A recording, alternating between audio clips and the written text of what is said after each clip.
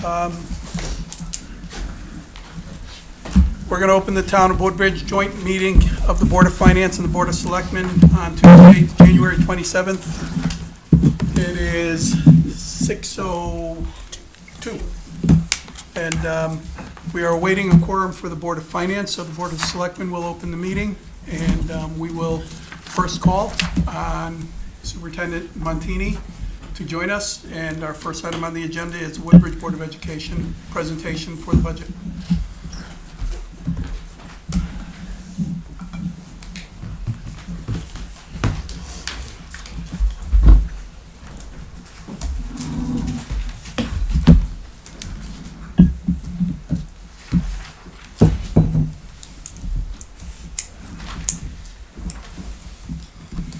Welcome. Thank you. First Selectman Cardozo, members of the Board of Finance, First Selectman, thank you for the opportunity to speak with you today about two things that I learned very quickly upon my arrival. One is Woodbridge is a wonderfully welcoming, close-knit community, and two, Beecher Road School is an amazing school where great things happen every single day. I certainly don't need to tell you that, but I am excited to talk with you for a few minutes at least about the great things that are happening and our plans so that we can continue to advance the great work of some of the people behind me and certainly people on the screen and at our school. So I will begin this evening speaking about our guiding principles. Our guiding principles do just that. Our mission and vision guide us.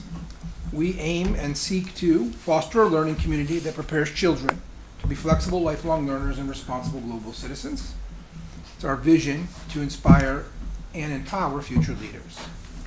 We also align to the portrait of the graduate, and we work backwards in collaboration with the other BOA districts, where we seek to cultivate in each and every one of our students the attributes of the portrait of the graduate.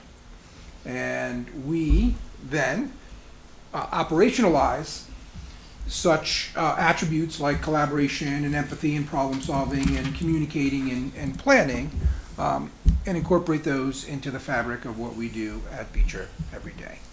So guided by our mission, our vision, the BOA portrait of the graduate, we then seek, as most organizations do, to create a strategic plan. The strategic plan that's in place at Beecher has been in place for 4 or 5 years, nearing its end actually, and essentially is built around 3 main buckets, right? The academic framework, building diverse and healthy alliances, which essentially is supporting students' social and emotional wellness, and contemporary learners, which is hands-on, experiential, project-based learning. Those 3 things have been in place and continue to be a part of our approach to continuous improvement. I keep hitting the space bar, out of creature of habit, but it's the arrow. So the slide that's in front of you on your new beautiful board there, there's lots of words here. But essentially the budget that we put forth and that the board unanimously approved advances our work. It's aligned to the aforementioned vision and mission. It supports all students in their pursuit to be successful. Although 5.24% might not seem at first glance as being fiscally prudent, we certainly sought to, and will explain today, take measures that will be fiscally prudent. It supports high quality instruction, the academic, social, and emotional needs of our learners. It continues the investment in technology. We have a new, implementing new for the first time, a 5-year life cycle replacement on student and teacher devices. It's responsive to the adjustments in student enrollment in terms of staffing. It reallocates staff for sort of a net neutral FTE. It maintains class sizes recommended by the Board of Ed. And not highlighted, and we'll get towards the end of the presentation, it delays capital projects while the community continues to have conversations around capital planning and sort of the future of plans, be them big or not as big. So I'm going to begin, well, I've already began, so I guess I'll continue with what Connecticut calls the net current expenditures per pupil. So this is the information that you get from the state of Connecticut. It's a year in the rear, but it's good for comparative purposes because everybody loads their information from the state up, and it's consistent across to the maximum extent possible in districts. So Woodbridge spends roughly $21,000 per student.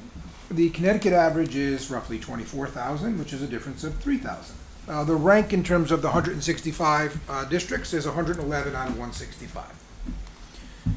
We then compare that same line to, and that same thinking to the DIRG, which is the district reference group. Fairfield, Greenwich, Farmington, Madison, Cheshire, Guilford, other communities similar to Woodbridge. So the difference between what Woodbridge spends and the DIRG B average is roughly 1,300, right? 16 out of the 22 DIRG B districts. So that's about if we were to spend, we spend 3,000 less per student in the Connecticut average, we would need to add about $2.5 million or an increase of 14% to the budget to reach the Connecticut average. And to that same line of thinking, 1.1 million or 6% to last year's budget, because this is again a year in the rear, to reach the DIRG B average. So I share this not as a lever by any means to leverage more money or anything like that, but really in terms of return on investment. So we are very proud of our, well, we're proud of lots of things. One of the things of which we're proud are our scores and the academic and learning experiences that we provide students each and every day. Earlier in the year, I spoke at a board meeting, and I believe to the Board of Selectmen, I shared some of our assessment results. When we look at Smarter Balanced on the left, in the light blue shaded box, that's our performance in regards to meeting or exceeding the standard. So performance-based, we are roughly just under 80% in ELA and math, which ranked third in the DIRG in ELA and second in the DIRG in math. We also use a criteria for measuring our success and assessments is measuring growth. So there's two metrics for growth. One is binary, yes or no. Did you meet your target? Now the targets are, they're ambitious. They were intended to be ambitious. And then the other is your average percent of target achieved. How much collectively did our students reach their growth goals? So our growth rate, that's the binary yes or no, in ELA it's 54%, and in math it's 64%. They seem like underwhelming numbers, but again, the rates are ambitious, and those are ranked number 1 in the DIRG and number 4 in the DIRG for ELA. So 1 for math, 4 for DIRG. Woodbridge is also, when you compare to the state, because some folks are listening, perhaps some of you, to me, make comparisons around the DIRG and thinking, well, what are we in the state? I want to be, number 1 in the state, like we all do. So I for math, in regards to growth rate, it's 6, and for ELA, it's not quite as high, but perhaps 14, give or take. So academically, strong scores in terms of growth. So we focus on the performance, but we relentlessly pursue the growth of each and every one of our students. And I think that that's important to our budget, because in public education and the Beecher Road School, we talk about all students. So we have 80% of the students meet or exceeding the target, which is wonderful, but that still means that we have 20% that are not. And our job is never done when we go home until each and every one of the students is achieving all that they can achieve and then some, because potential is immeasurable. We have the right staff situated in a community that values its students and has invested in its students, so that we're confident that we're going to continue to grow those numbers and grow each and every student. Again, keep hitting the space bar. So bear with me as I transition. So before we get into the dollars and cents, and we will talk to you about dollars and cents, I think it's important to again continue on sort of return on investment and answer the question, who is the Beecher Road student?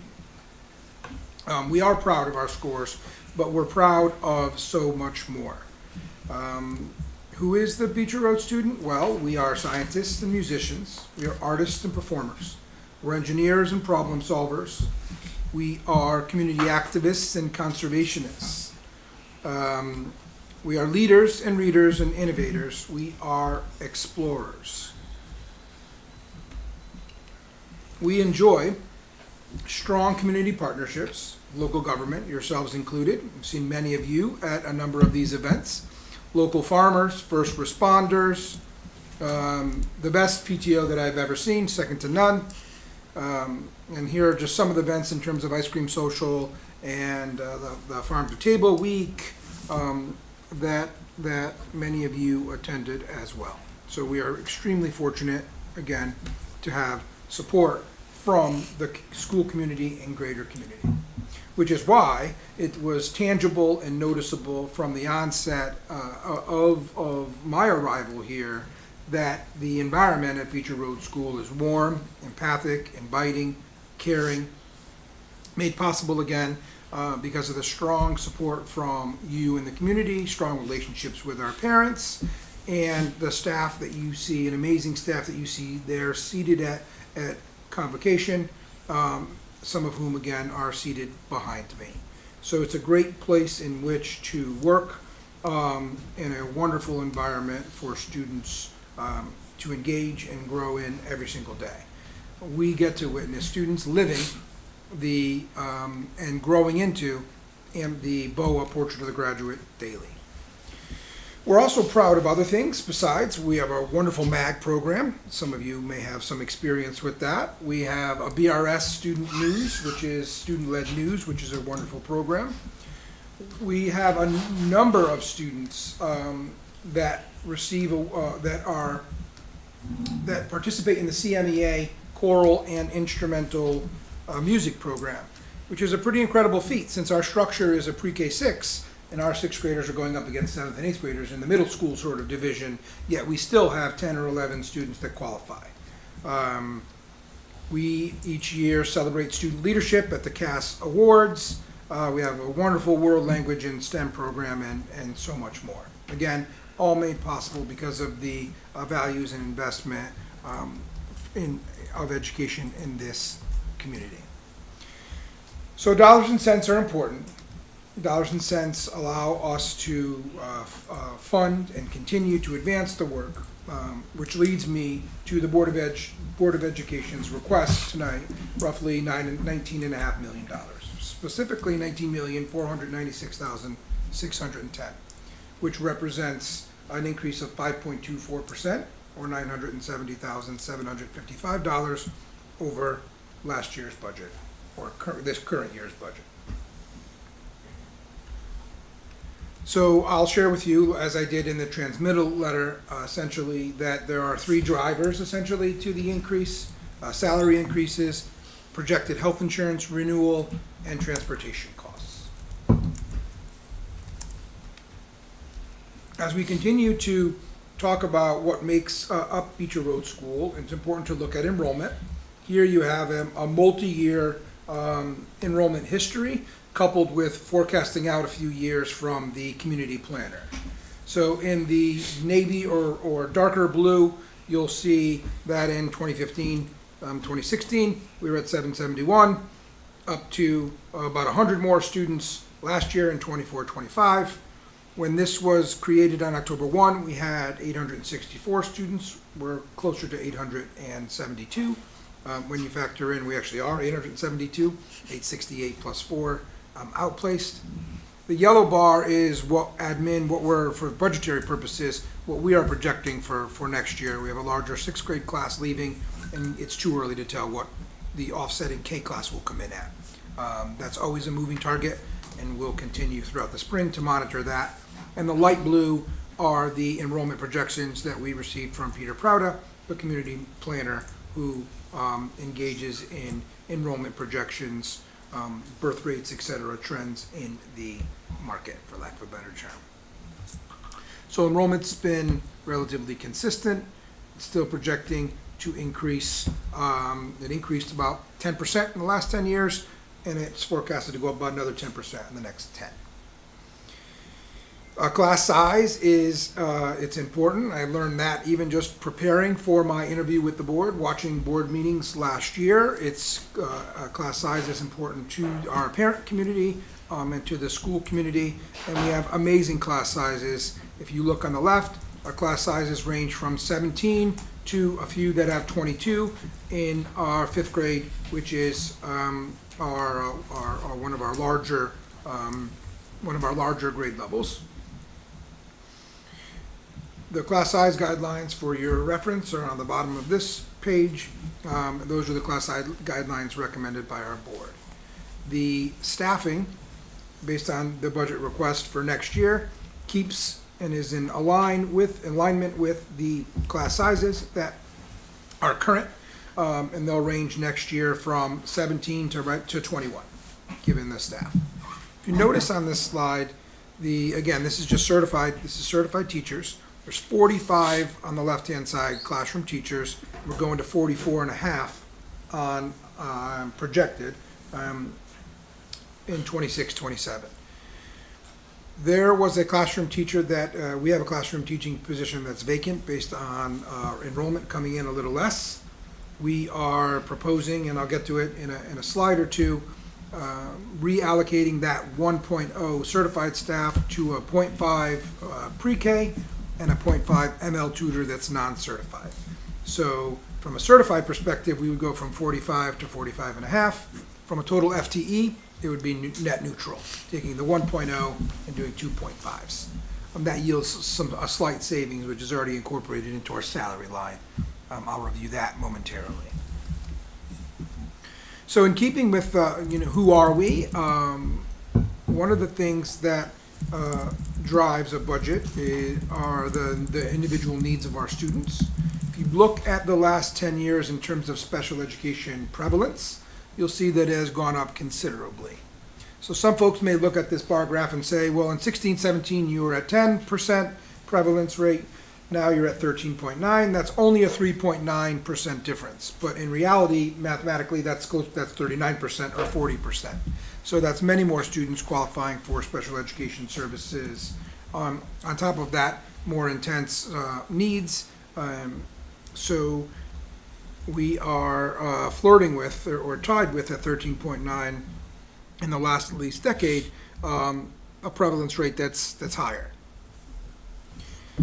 Our number of multilingual learners, previously called L students or English language learners, is also up considerably over the last few years. Beecher Road School is a wonderfully, beautifully diverse school. Our families speak over 24 languages. The languages on this slide are actually in order, from English being most prevalent to Mandarin, then Spanish, then Arabic, etc., if you go down in that column. But if you take a look here, you're talking about the increase in multilingual learners going up over 200% since 21, 22, to now having 60 students qualify for multilingual services, and we're projecting out a small increase to 64 for next year. So a few minutes ago, I talked a little bit about reallocating staff. This is where we take the current vacancy that we have in the additional classroom teacher as a -1 FTE. We reallocate it to a 0.5 preschool teacher based on increased enrollment, and that would be a 0.5 FTE certified. And we add a 0.5 multilingual tutor who will work under the direction of our multilingual teacher to support the increased number in multilingual students. So this yields a small salary savings, again, which is incorporated since we're taking half of a teacher and doing an ML tutor, which is essentially a $25 an hour, 4 hours a day, 160 days a year for $16,000, offset by about $7,000 in grants, right? And then we're doing that in lieu of half a teacher. The other thing I'll say too, similar to what we've been doing this year, is preschool enrollment. Our mandatory preschool,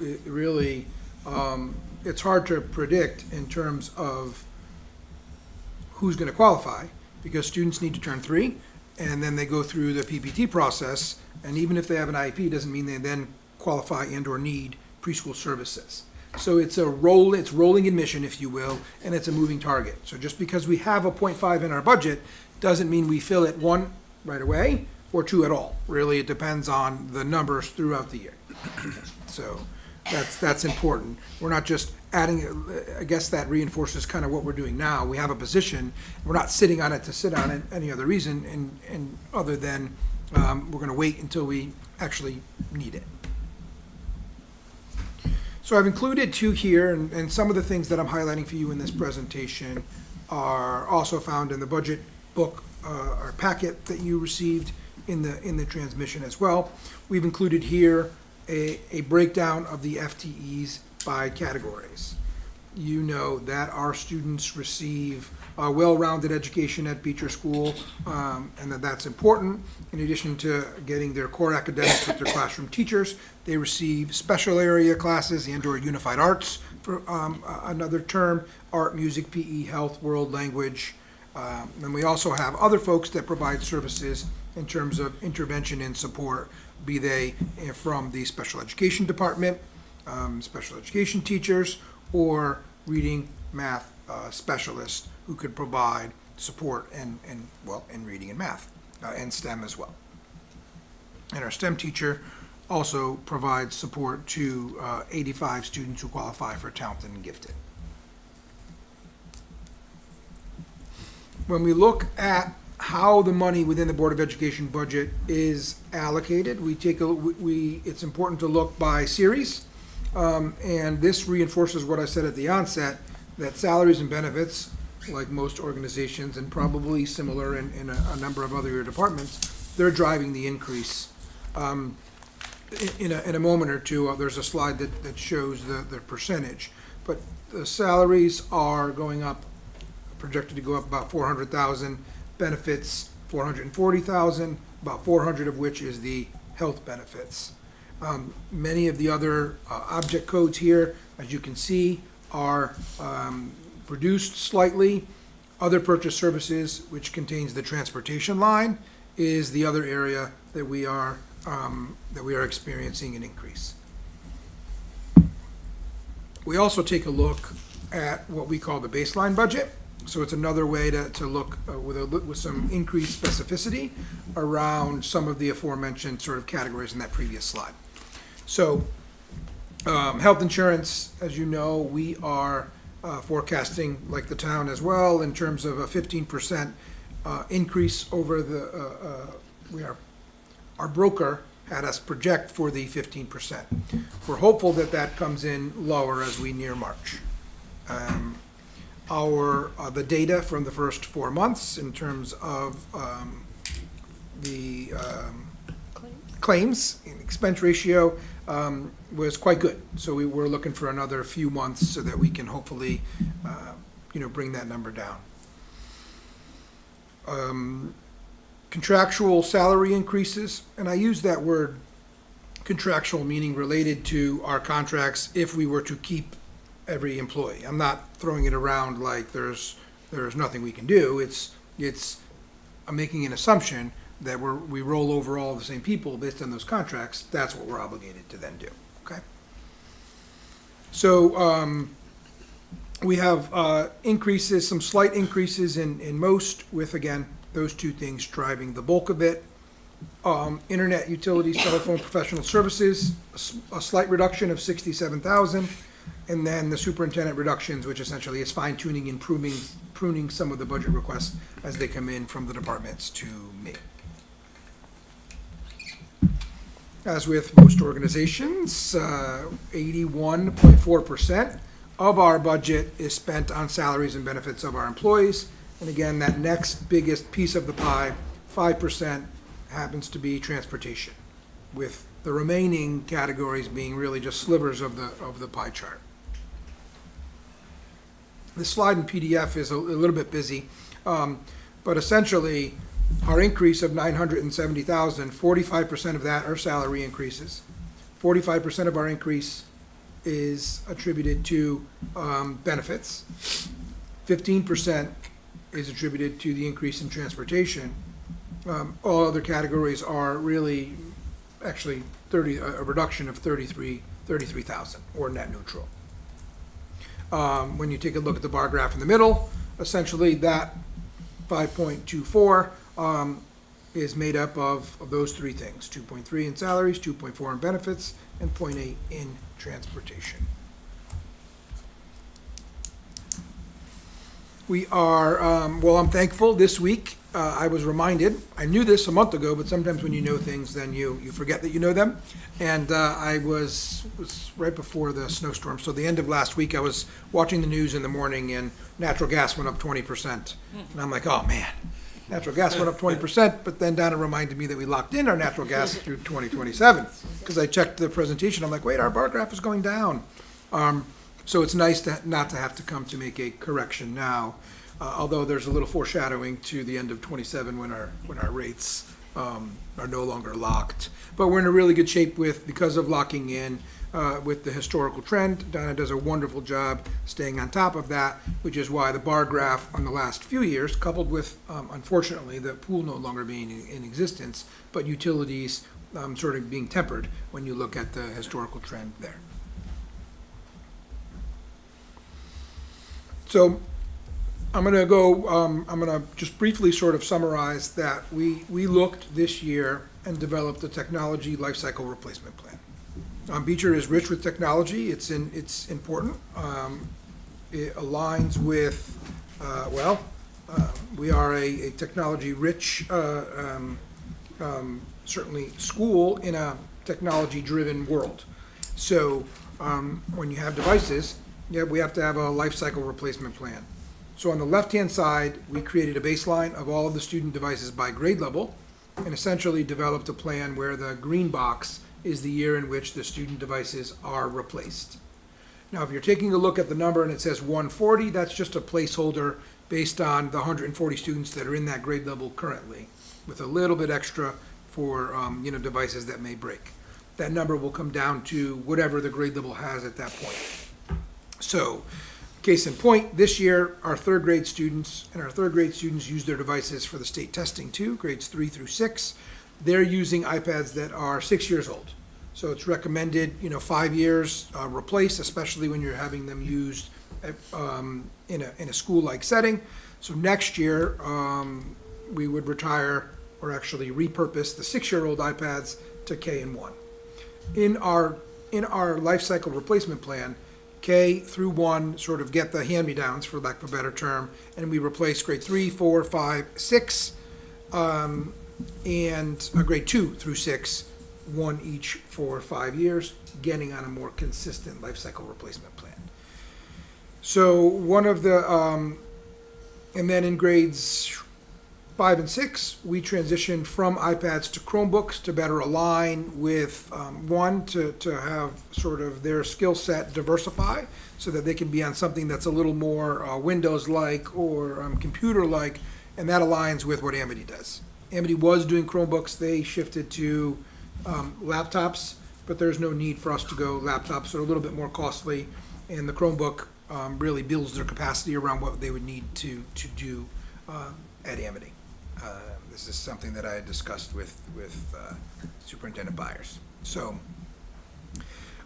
here's our 5-year life cycle replacement plan for technology. The one thing that we also, which we're unable to get the teacher devices on the same plan. So our teacher devices right now, laptops are in their 5th year. And there's no way of getting that on a cycle where you can get it not in conjunction with another grade level. So in our plan, we lease the teacher iPads for 5 years, thereby sort of getting them on their own life cycle replacement plan, and we buy 1 grade level per year for the iPads. When you lease with Apple, as long as it's over money, there's no interest at all. It's just divided by the total cost for education if it's over $50,000. So there's no interest. So which gets me to sort of the technology request that's in the budget. 90 teacher laptops, which would be a lease for $24,616. We would buy 140 iPads for 1 grade level this year, which would be grade 3, for $60,000, and that's a purchase. Chromebooks not this year. We replaced all of the boards except for 7. We have 7 left to complete what the board has begun in terms of replacing the classroom boards. And then we require 7 charging stations for our new equipment.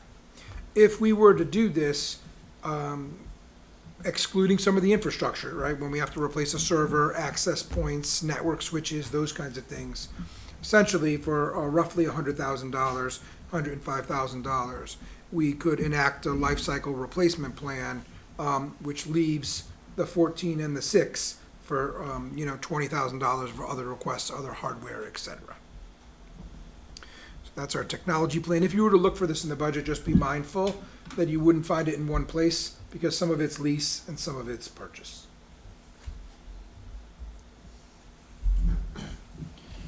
Our budget is offset by grant funding. We receive about $400,000 in revenue, I'll call it, to offset our budget expenses.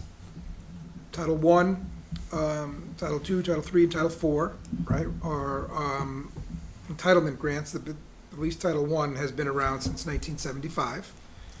We received $29,000 roughly, and that offsets a partial math teacher's salary. Title II, III, and IV, I included this time the red box because I often, there's been a lot of talk about, are we going to lose federal funding in grants? So the grants that were scrutinized and were in jeopardy of reducing at least up until September this year were Title II, III, and IV. So those grants, roughly 13,000, 10,000, 10,000. Some of that, the pieces of those actually go to Ezra because some grants are teacher-based. Title II is teacher-based. Others are student-based. So of that grant, then I guess what I'm saying not very clearly is that of all of our grants, if we were to lose federal funding, those are the smaller grants that we would be able to absorb a little easier than, let's say, if it were IDEA, which is provided to support special education services. So we receive about $72,000 from Open Choice, and we charge preschool tuition to offset $33,000 of our preschool teacher, all of which totals about $404,000.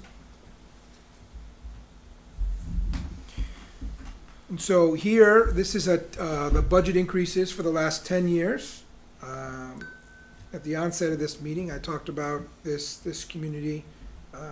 It's very clear that education is valued, and I think that this bar graph just reinforces the fact that education has been important, and you folks and folks that perhaps occupied your seats prior to you have for the last 10 years, invested consistently and supported several budgets, every year. 2021 is the COVID year, which was not atypical that we saw unspent money in zeros, I think, throughout the state. So I wasn't planning on having too much of a capital conversation tonight. The capital request essentially lists some of the things that had been in our plan historically, but essentially defers the conversations and any real plans while we have other conversations, unfinished conversations from the building committee, with the greater community, and then we reinstitute the capital plan in one way or another once we have some of those conversations. This really was updated a little bit today. I saw the update for the public hearing and the town meeting come through. Essentially we've had several meetings accepted by the board, speaking to you tonight here on January 27th. And we know that there'll be some upcoming opportunities to talk about funding for Beecher School and all the great things that take place there. So with that, I will, Donna and I are happy to answer any questions that you may have. For those that are watching, you certainly can send us feedback to Vice Chair Piasek, myself, or Stephen Lawrence, Chair of the Board of Ed.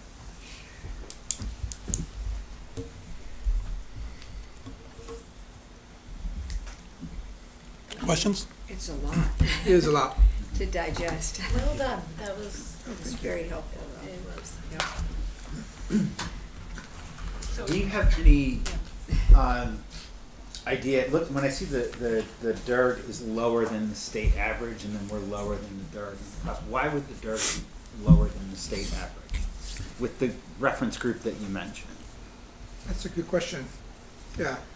So I'll go do all of the averages by DERG, and then I'll have a better idea. Yeah, And I I'll mean, get it back just, to you. it jumped out at me, I mean, the towns Yeah. that you mentioned, and then those would be below the state average seem a little, Just to give you a sense, Easton, for example, they have one elementary school just for their pre-K-5 school. They're at around 21,000 per pupil, and we have an extra grade. It goes up a little bit when they calculate for their pre-K-8 district. It's always a little tricky with some of those numbers because some districts are calculating per pupil expenditures on K-12 or pre-K oh, okay. on a pre-K-12 basis versus a pre-K-6 or a K-6, things like that. So, Okay. I mean, it's still averages, and it does show the Right. that we are running relatively low per pupil expenditure given what the school district has, the resources. Is it, maybe it's a state funding difference too? You know, It could be. that those towns are not getting as much funding from the state. That's true. Yeah. But conversely, my Okay. previous district, it got a lot more, Mhm. and they were 165 out of 169 often. So sometimes that comes into play, Mhm. other times not. Like Danbury and Meriden are always sort of vying for the least, or back and forth, and they both get a decent amount of state funding. So sometimes that comes into play. But But so yeah. many more students to spread it over. Exactly, and Yeah. more students. Very true. So, usually the highest is Sherman, and that's because they're so small that the cost per student is so high Mhm. too. Like, and they have to pay, they pay to send, you didn't work in Right, Sherman, I did you? did, yeah. Oh. They only have 250 kids, but you still have to have a superintendent and You do. Sure. a director of special education, you know, which Yeah. just can be spread Yeah. over so few. So it's not an students. exact science, but I do think from a return on investment, I think it paints a picture of, all right, well, good. We're not spending as much as perhaps these communities, and we're getting some good results, knowing, of course, that we can always improve, and we're always gonna seek to improve. Mhm. Yeah. So I was gonna throw some cold water on this, Yes. which is not directed at your budget, but directed at the overall town projection, which if I looked it up correctly, it's 8.71% increase for taxpayers right now, based on all the requests. And I have to say that for the typical person who saw upwards of, who knows, I don't know that. Yeah, huge percentage increases. You know, it just is a real question of how much we can burden the taxpayers. So, and inevitably, the school is a huge chunk of the overall expenditure. So I'm not saying this out of any lack of respect or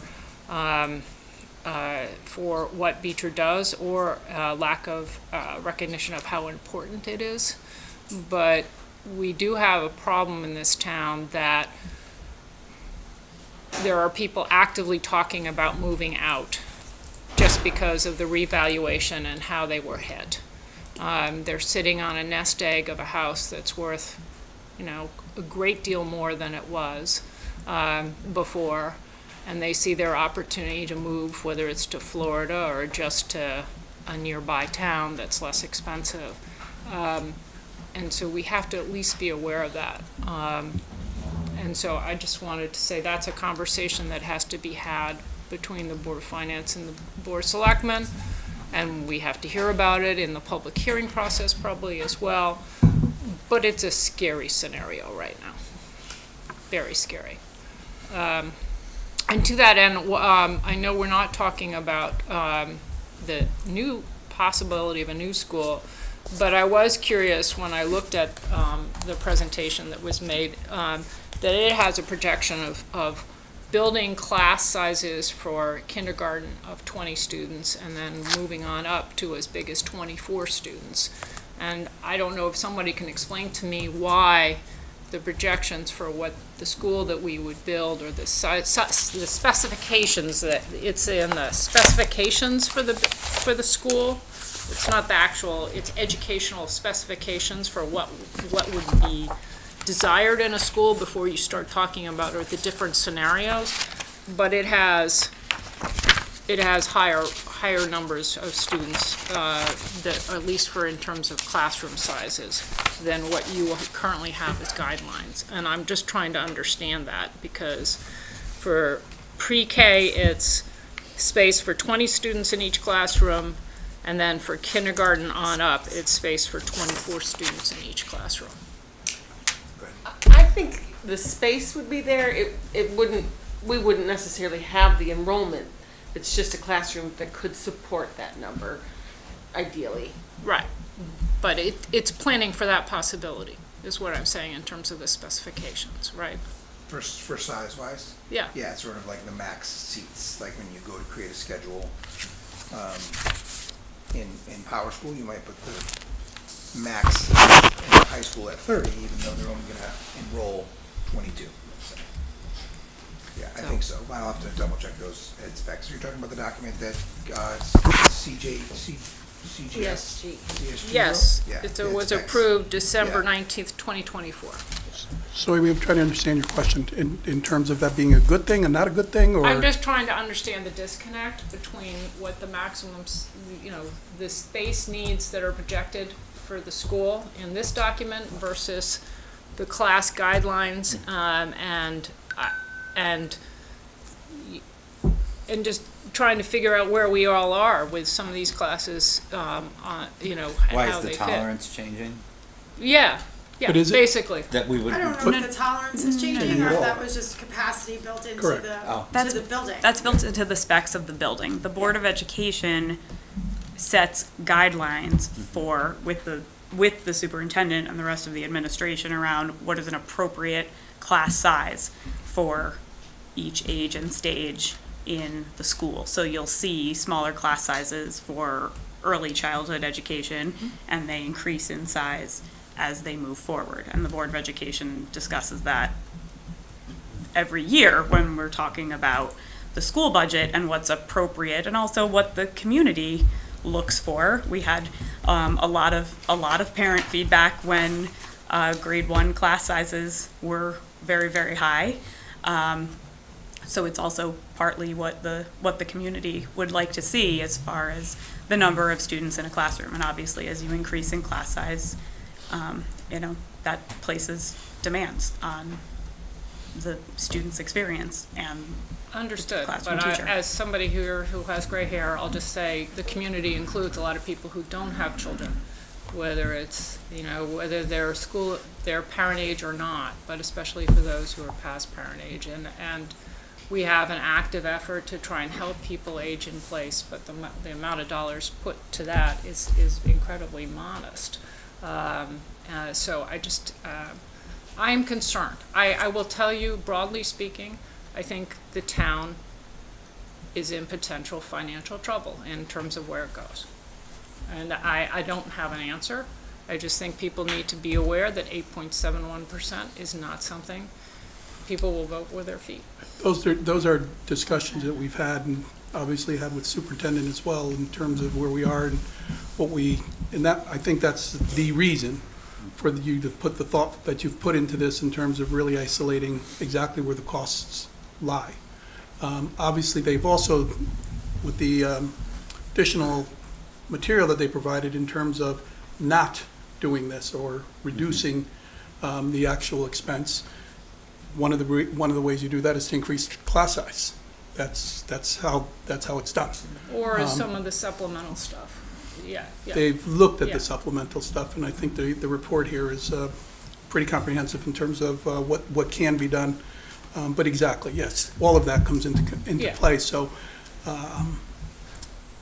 it is a balance, Amy, in terms of what we're doing. As Lauren said, there's the parents, there's the students, there's the folks who don't have kids in the school who are paying taxes, the same types of taxes. So, and that's what We've got to figure out. I'm just putting out the number so that everybody's aware of the number of where it is right now. And I'll tell you, I think people who don't have children, I certainly do, I value education both hey, that's how I did well with good education, but it's also, I know, supporting my property values. But at some point, if the taxes go too high, then it doesn't support your property values. So it's a balance. I guess part of what I have seen consistently, this is across departments Right. coming in and saying it's time to replace things.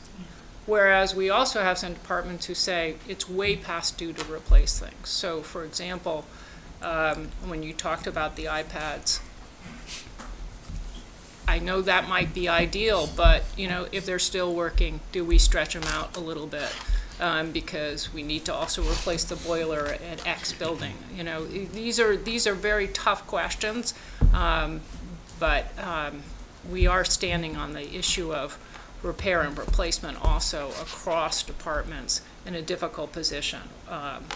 And that's whether it's laptops, whether it's police vehicles, whether it's the boiler that's long past and being able to even be repaired. Circulator pump at the library. Yeah, Watching exactly. some meetings, yeah. Yeah, I'm just trying to say I just want to provide some perspective to where we are in this, and this is not in any way to devalue the purpose or the importance of Beecher Road School education. It's just a practical question of what the community can bear, and some tough questions. I appreciate that, Amy. To Amy's point, a question I have about your tech replacement program, which I think is great to have, but relative to needs versus nice to haves. Have you done the math on if you extended that replacement program out, even just 1 or 2 years, and how that would affect the bottom line? So, yes, I mean, in the supplemental materials that I provided to you, in that sort of first tier, for lack of a better term, it would be to delay a lot of the technology for a year. In some ways, it's kicking the can down the road. So with, or where you delay it a year, if everything goes well and you stretch it out a year, well then great. If third grade in 7-year-old iPads, because they also take the state testing, it would become a pretty big deal if they weren't functioning in the springtime for the state assessment. So there are, I do realize that, in this economic environment where reevaluations in Woodbridge and other communities shifted the values of commercial property on the backs of taxpayers, and it's happening in other places too. Perhaps, certainly it makes the lack of business and sort of commercial property here. I think it makes it even harder where everything is on the backs of the homeowners. That's not lost on me, and I don't think it's lost on the board. The board put together a budget that would continue to sort of advance the work, attempting to not to not add. So that said, yes. We could come up with additional plans that would delay. So in the plan, we hit pause on the teachers for 1 year and stretch that out through the 6th year, and then we make a decision. Do we lease the 1 grade level? So it would be taking that 60,000, dividing it up between 3 years. So what I just mentioned right there is $80,000 perhaps, right? You take your $59,000 and divide it by 3, 4, or 5 with no interest because it's over 50,000, and you hit pause on the $25,000 in laptops. So that's one option. Or you hit pause altogether on those things and hope that the laptops for testing purposes, or the iPads for testing purposes endure.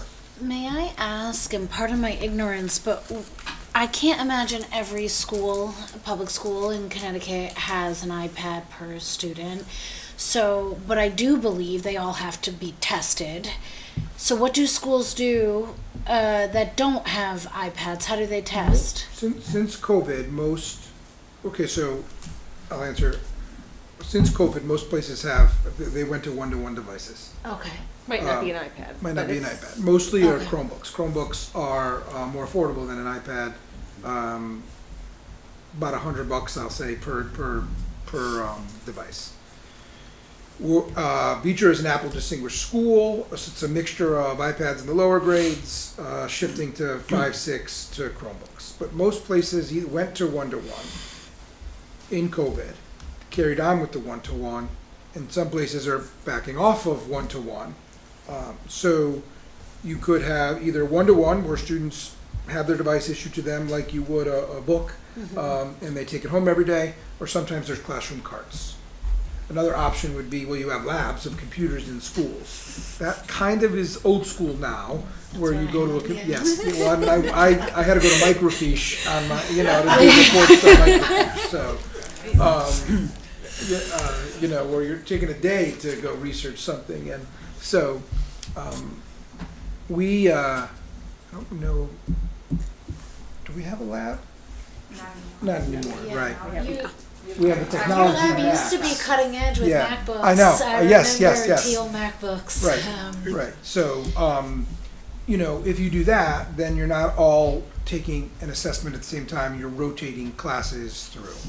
So when I was a principal, we would rotate classes through the computer lab to take their tests before there was But now you one-to-one. don't even have a computer lab. Well, there's one in the tech center of Mac. Superintendent? Just to follow up, if iPads are more expensive, why do you have iPads first and then Chromebooks? I assume from what you said, if Well, we're changing to Chromebooks in the older grades, that was something that was more expensive, that was necessary to No, transition to section- Amity. Yeah. But the you're reverse. telling me, so why you're gonna continue with iPads?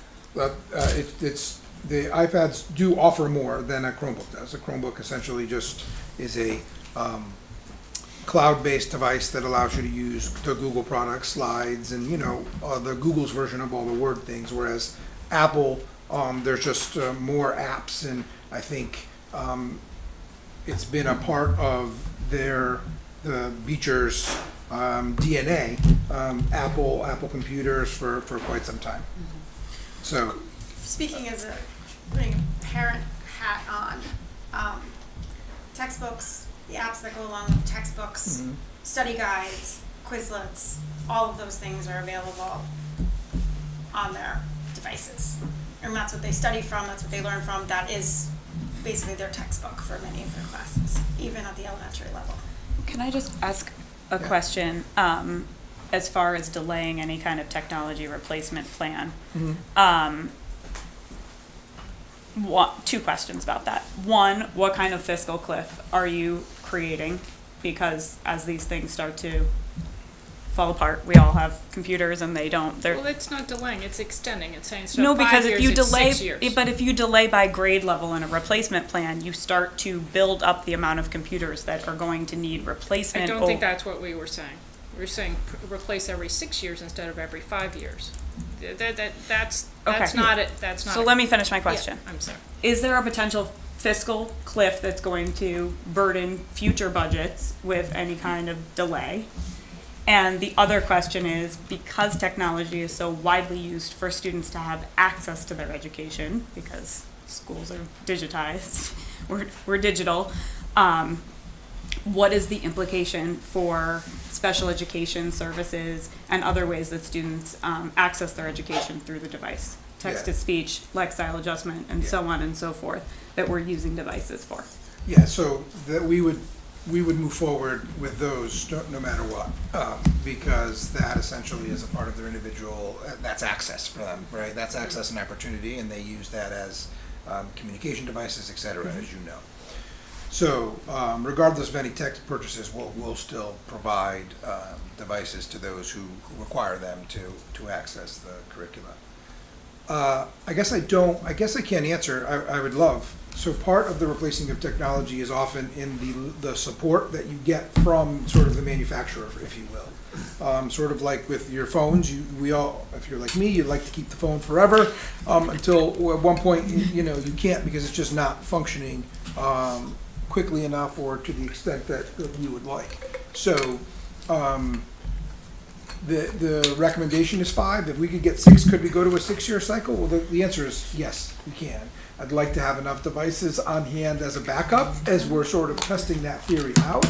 But I misinterpreted and thought you were saying, delay. Perhaps No, that's I was because just. that was in the I asked exercise. That is, Extend. Yeah. And that's what I was going to mention in your documentation here. Question that I have in terms of the possible categories, the different categories you have in terms of possible cuts. Yeah. Are those, if we consider those, if we have to consider those, to Amy's point, we are at over 8 in terms of the overall budget. Generally speaking, when we've started budget in past years, we've been as high as over 10. I mean, the boards don't let that happen, recognizing, sensitivity to our taxpayers. We have been, Tony and myself, for years now, been saying, we're at a point where it's going to be people in programs. At this point, there's very little other areas for us to cut.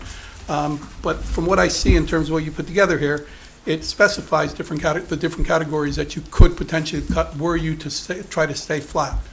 And my question is, are these connected in such a way as if you do one, you have to do the other, or can't do the other, or something like that? Or is it, if it were to come to that, is this something that we can look at and reference and take as a potential for what we need to do? You have the distinction of being the most significant portion of the increase. So unfortunately, that's one of the reasons we have to take the approach. But what was said earlier is the case for everybody who comes in front of us. We can't continue to do what we're doing. So we have to find different options and try to be a little bit more creative and a little bit more, we have to save a little bit more in different ways. So, I think so. Part of engaging in the exercise of sort of the zero increase scenario is ultimately, the board would deliberate and make the decision around how that money is allocated. Is that here there's certain sort of the tiers are potential scenarios and or ideas. But to answer your question, no, they're not all interrelated. I would say that there are certain contractual obligations. Let's say, for example, with the Unified Arts, is that we well, first of all, in education, we don't provide enough planning time to teachers, period. But we, by contract, have to give them so much, which limits the potential reduction. So in this scenario, I think I said, either this or that, because you can't do both. So to answer your question, no, some of these things can be independent, or the board can decide to, let's not do the teacher laptops, but we'll lease the, iPads for a year, or they can direct me to redesign that in terms of, 6 years. And so there's options there within them. But I will say, if you refer back to the pie chart, which I think you all know already, Yeah. is that I don't like to use the word discretionary because everything's discretionary, but it's just the impact of the choices you make. Very little is not people in programs. Right. Understood. Can I ask a question? Mm-hmm. If we had to come back with a cut, would you prefer to have us just give an amount and say, cut it? Or would you like to present, I don't think anybody here is going to vote for 0% for the school. That's not a realistic scenario. That is a necessary, but Sure. we're not, the question is if so Social Security went up 2.5%, right? So what can we do to taxpayers? Maybe 3%? I don't know, but we can't do 8.7. I know that. And so the question is, would you like an opportunity to come back and give us, well, if it was this number percentage, then I would do, these would be my priorities, or I would look at, without being definitive, I would recommend that the board look at X, Y, and Z. Would you like to present us with some scenarios, or do you want us just to go with what you've given? That's a good question. I honestly, I Yeah. would prefer you to give us some sense of directionally of impact, Yeah, I think so we have more basis for judging. Well, I think if it's anything other than you know, that last number of discretionary funding, it would be personnel or benefits. Or But some transportation. understanding where that, yeah, what that would look like. I mean, Your there are categories here differences. in your document here, but is that, does that give us what we're asking for here? I think to a certain extent, I think the most important thing, so part of assembling a budget early in terms of health insurance projections is you're far off from getting the actual renewal. When our data, from a claims perspective, is really good. So I mean, none of us, I don't think, would be very happy if we get a 15 given the data that we've had. So, I mean, if we got a 10% renewal, which I still think our numbers are better than a 10% renewal, we're now getting dropped into the 4%, not 4%, the 4.5%, or if we cut it in half at 7.5%, I think before we create scenarios, for me, the most important thing is to get a handle on, okay, well, what are the insurance numbers coming in? Because if they are knocking off, 150, 200,000 off the request, then the conversation with you is not a 5.24, it's a 4.3, which, and then overall, obviously, to the 8.71 on both sides, that changes the number, I would imagine, somewhat dramatically. Well, it affects all the town Yeah. all the as departments, well. 'cause we're all So, this- I mean, yeah. and Tony has advised us in other budgets that are impacted by the health insurance issue that the hope is it will go down from the Yeah. 15% that he had to project. Yes. But, As I say, that original number, we don't usually end up at that original number, but it's important we understand, and that you understand, all the departments understand, that we'd obviously like your input to understand how best we should approach it if we're going to do what we need to do. I So, mean, in the past, you've just given Given us us a a number to number. cut. and that's what we've done in the past. What is the timing from Anthem on March. extending that? In March, okay. So, the Board of Selectmen has to vote before then. Scott's goal is to have that for your, by the time the Board of Finance makes a recommendation to the preliminary budget hearing. What date is that? Is that March? It's like the third, well, it has to be done by the end of March, but Okay. it's typically they're meeting in March. third week in Did I March. read it's a Third self-funded Thursday. plan, or it's not? No, it's not self-funded. Okay. I think you read a response to the question around, are you always looking for ideas? Have you priced out self-funded? Have you done the Connecticut Partnership Plan, all of those things? And the answer is, we're always doing that.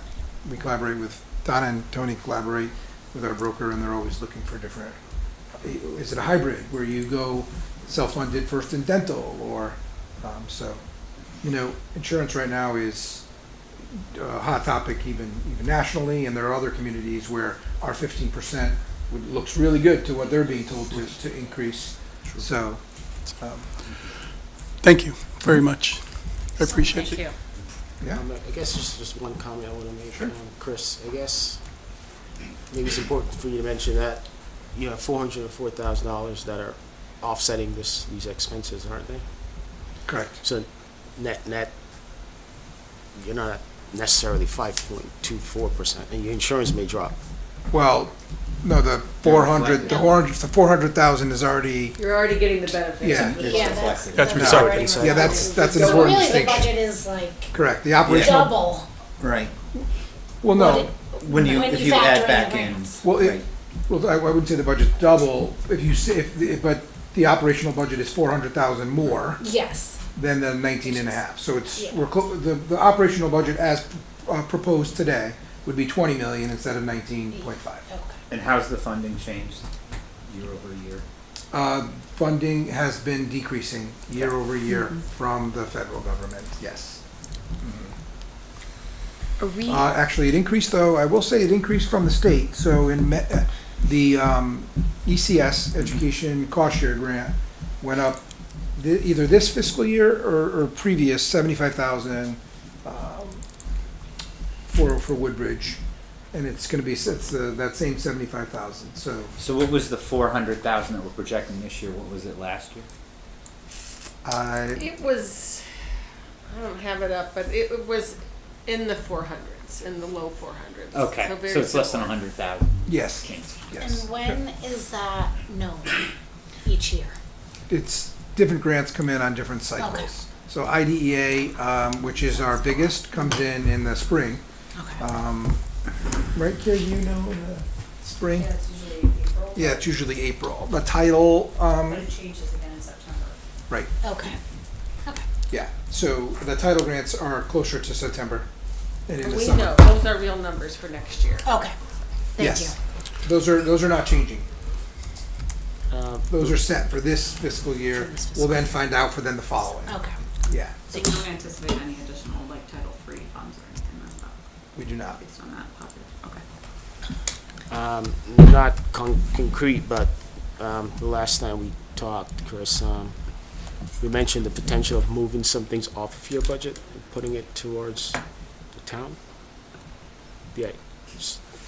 Yeah, so, I mean, we're fully collaborative and would engage in conversations around shared services and what that looked like fully. I meet monthly with, our selectmen, finance director, so, we're open to exploring, those possibilities. And I know that we can work together. It just comes down to really the specifics and what we're trying to accomplish. We'll continue to have those conversations. Yeah. Make it a part of what we're doing here. Sure. So, thank you very much. I appreciate it. Yeah, Thank you, of course, Donna. guys, yeah. Thank you. Thank you. Thank you. And thank you Thank you for the to the opportunity. staff and the Board of Education for attending as well. Appreciate it.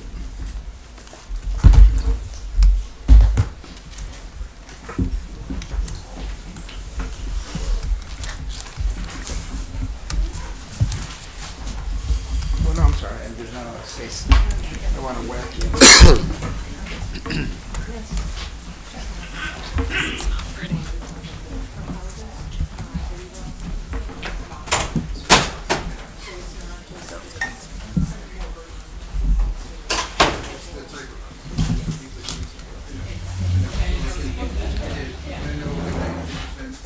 Page 2.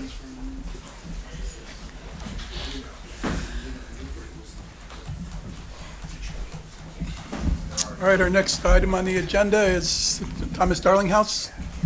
Yes. Alexia, thank you for I will make joining your us. life easier. Or quicker. Numbers have a lot if I less need- zeros in them. Yeah, I don't even know if I need my computer up. First, I just want to let everybody know, in case people don't, not mine, that, and I think also thank you to putting the matching grant amount in the budget last year, that we were chosen to receive the matching grant to do the work on the horse barn and carriage shed. The vote from SHPO will be official next week. They just haven't had a council meeting since we were told. So that is great news. So our budget request for this year is simple. It's $15,000 for the roof on the horse and the horse barn and carriage barn. We've been trying to work through the roofs, and that is the last one. And we waited on that one to have the work done first with the grant, but in the report from 2021, they estimated 3 to 5 years lifespan for the roof, and of course, we'll be at 5 years. We are at 5 years in 2026.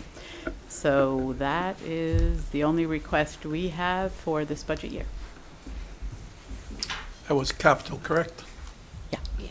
The operating budget for the house is essentially utilities, which we record as an expenditure, and then we're reimbursed by the society in revenue. So it's really a neutral situation. Right, that's a wash. Okay. Yeah, it's just a Yeah. wash. So just, Thank you. I'm new to this, so just to catch up, you have tried to get grants for paying for this roof, and you're saying you're unsuccessful, and you've run out of time? Is that what you're saying? No, we actually got a grant, a matching grant, to do the rest of the work. But the roof was separated out to try to space things out, so there aren't a lot of expenses at once. And so the roof was not included in the project that we wrote, and so not in the match from last year for that grant. So then my question is, can you apply now for the roof? No, they won't do, and they have so little money now. They also decreased our budget by 10%. So they had last year we tried and were unsuccessful. This year we got the grant. They won't give us another grant for these buildings. They won't do it. Even last year, when we were unsuccessful, is because they're trying to spread the money around. So there's basically no grant funding that's gonna be available for this roof. It doesn't exist because there aren't really even any other grants that would cover it. And, SHPO, after they're giving us all this money this year to do the rest of the preservation and repair work, so the building doesn't fall down, they're not gonna turn around next year and give us any money for a roof. And where does the $15,000 figure come from? I mean, have you gotten an estimate, or is that a Yes, ballpark? yeah, that was an estimate from, actually, it's an estimate that's, a couple years old, but we tried to, it was about 13,000 a couple of years ago, so we, added more, because the cost of everything goes up. But it was estimated by the, contractors that have done some of the other roofs. Is it a special roof, or is it a project where if we were doing roofing in other places in town, one could combine projects and get a better value? It's not a special roof. We'd like it to be, but it's not. It's asphalt shingles right now. I mean, I'm not ideally it should go back to wood shingles, but I'm not even asking for that. I think it should be a fairly straightforward roof. It's not a complicated one. So potentially, as long as it's the correct shingles and somebody is used to dealing with at least an old structure underneath, that's a possibility. See the 28 and 29 projections, 45 and 100? Yeah, those are projected because what we still haven't done yet is the engineering survey on the house itself.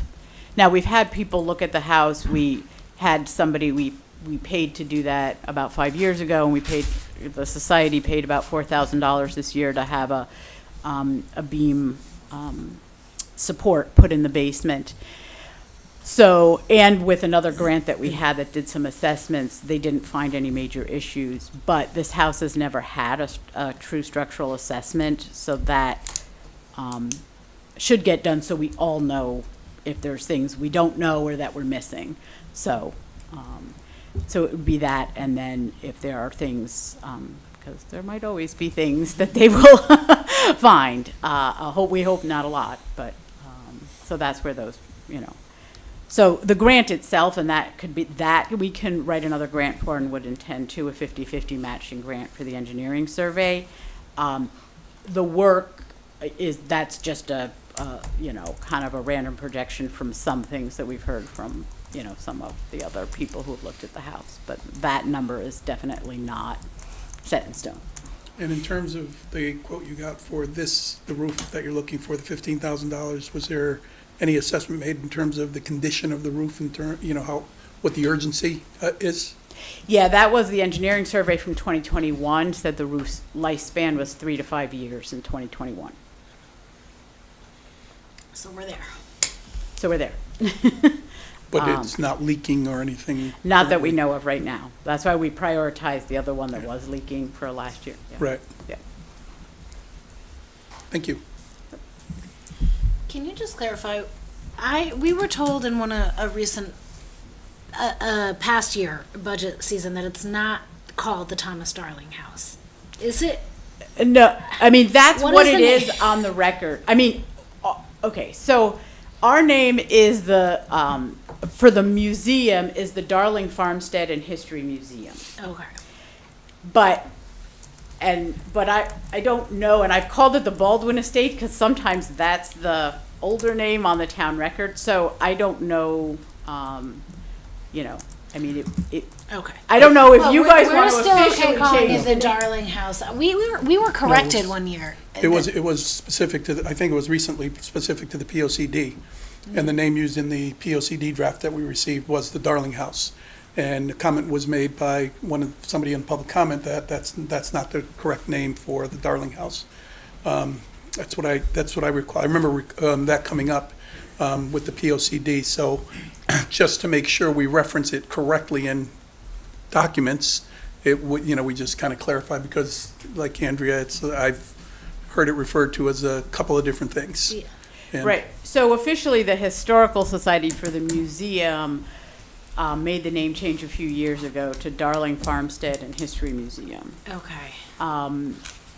And, you know, we were encouraged in one of our very first grant applications about 5 years ago to consider not just calling it the Thomas Darling House, because he wasn't the only important person that lived there. And so that's how we went away from calling it that.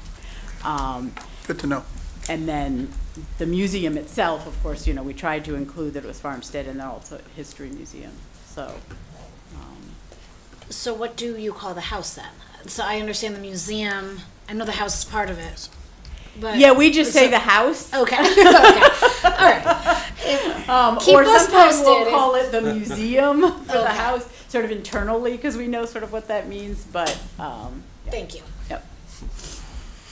So referencing it as the Darling House isn't bad necessarily, it's just not correct. No, it's not bad, and it's sort of what a lot of people are used to, so, you know, it's, you know, but on our,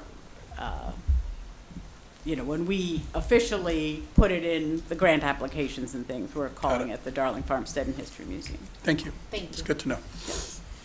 Thank you very much. All right, thank you.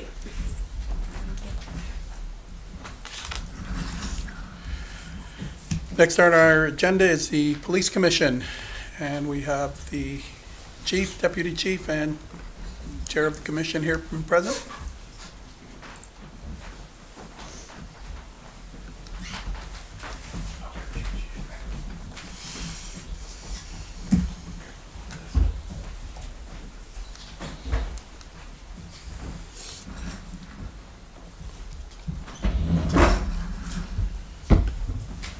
Thank you for having us here tonight. For those of you who don't know, this is our new Deputy Chief, Ray Quinn. Hello, everyone. Very happy to Welcome, have Ray. you. And I'd like to thank the Police Commission for their support here tonight.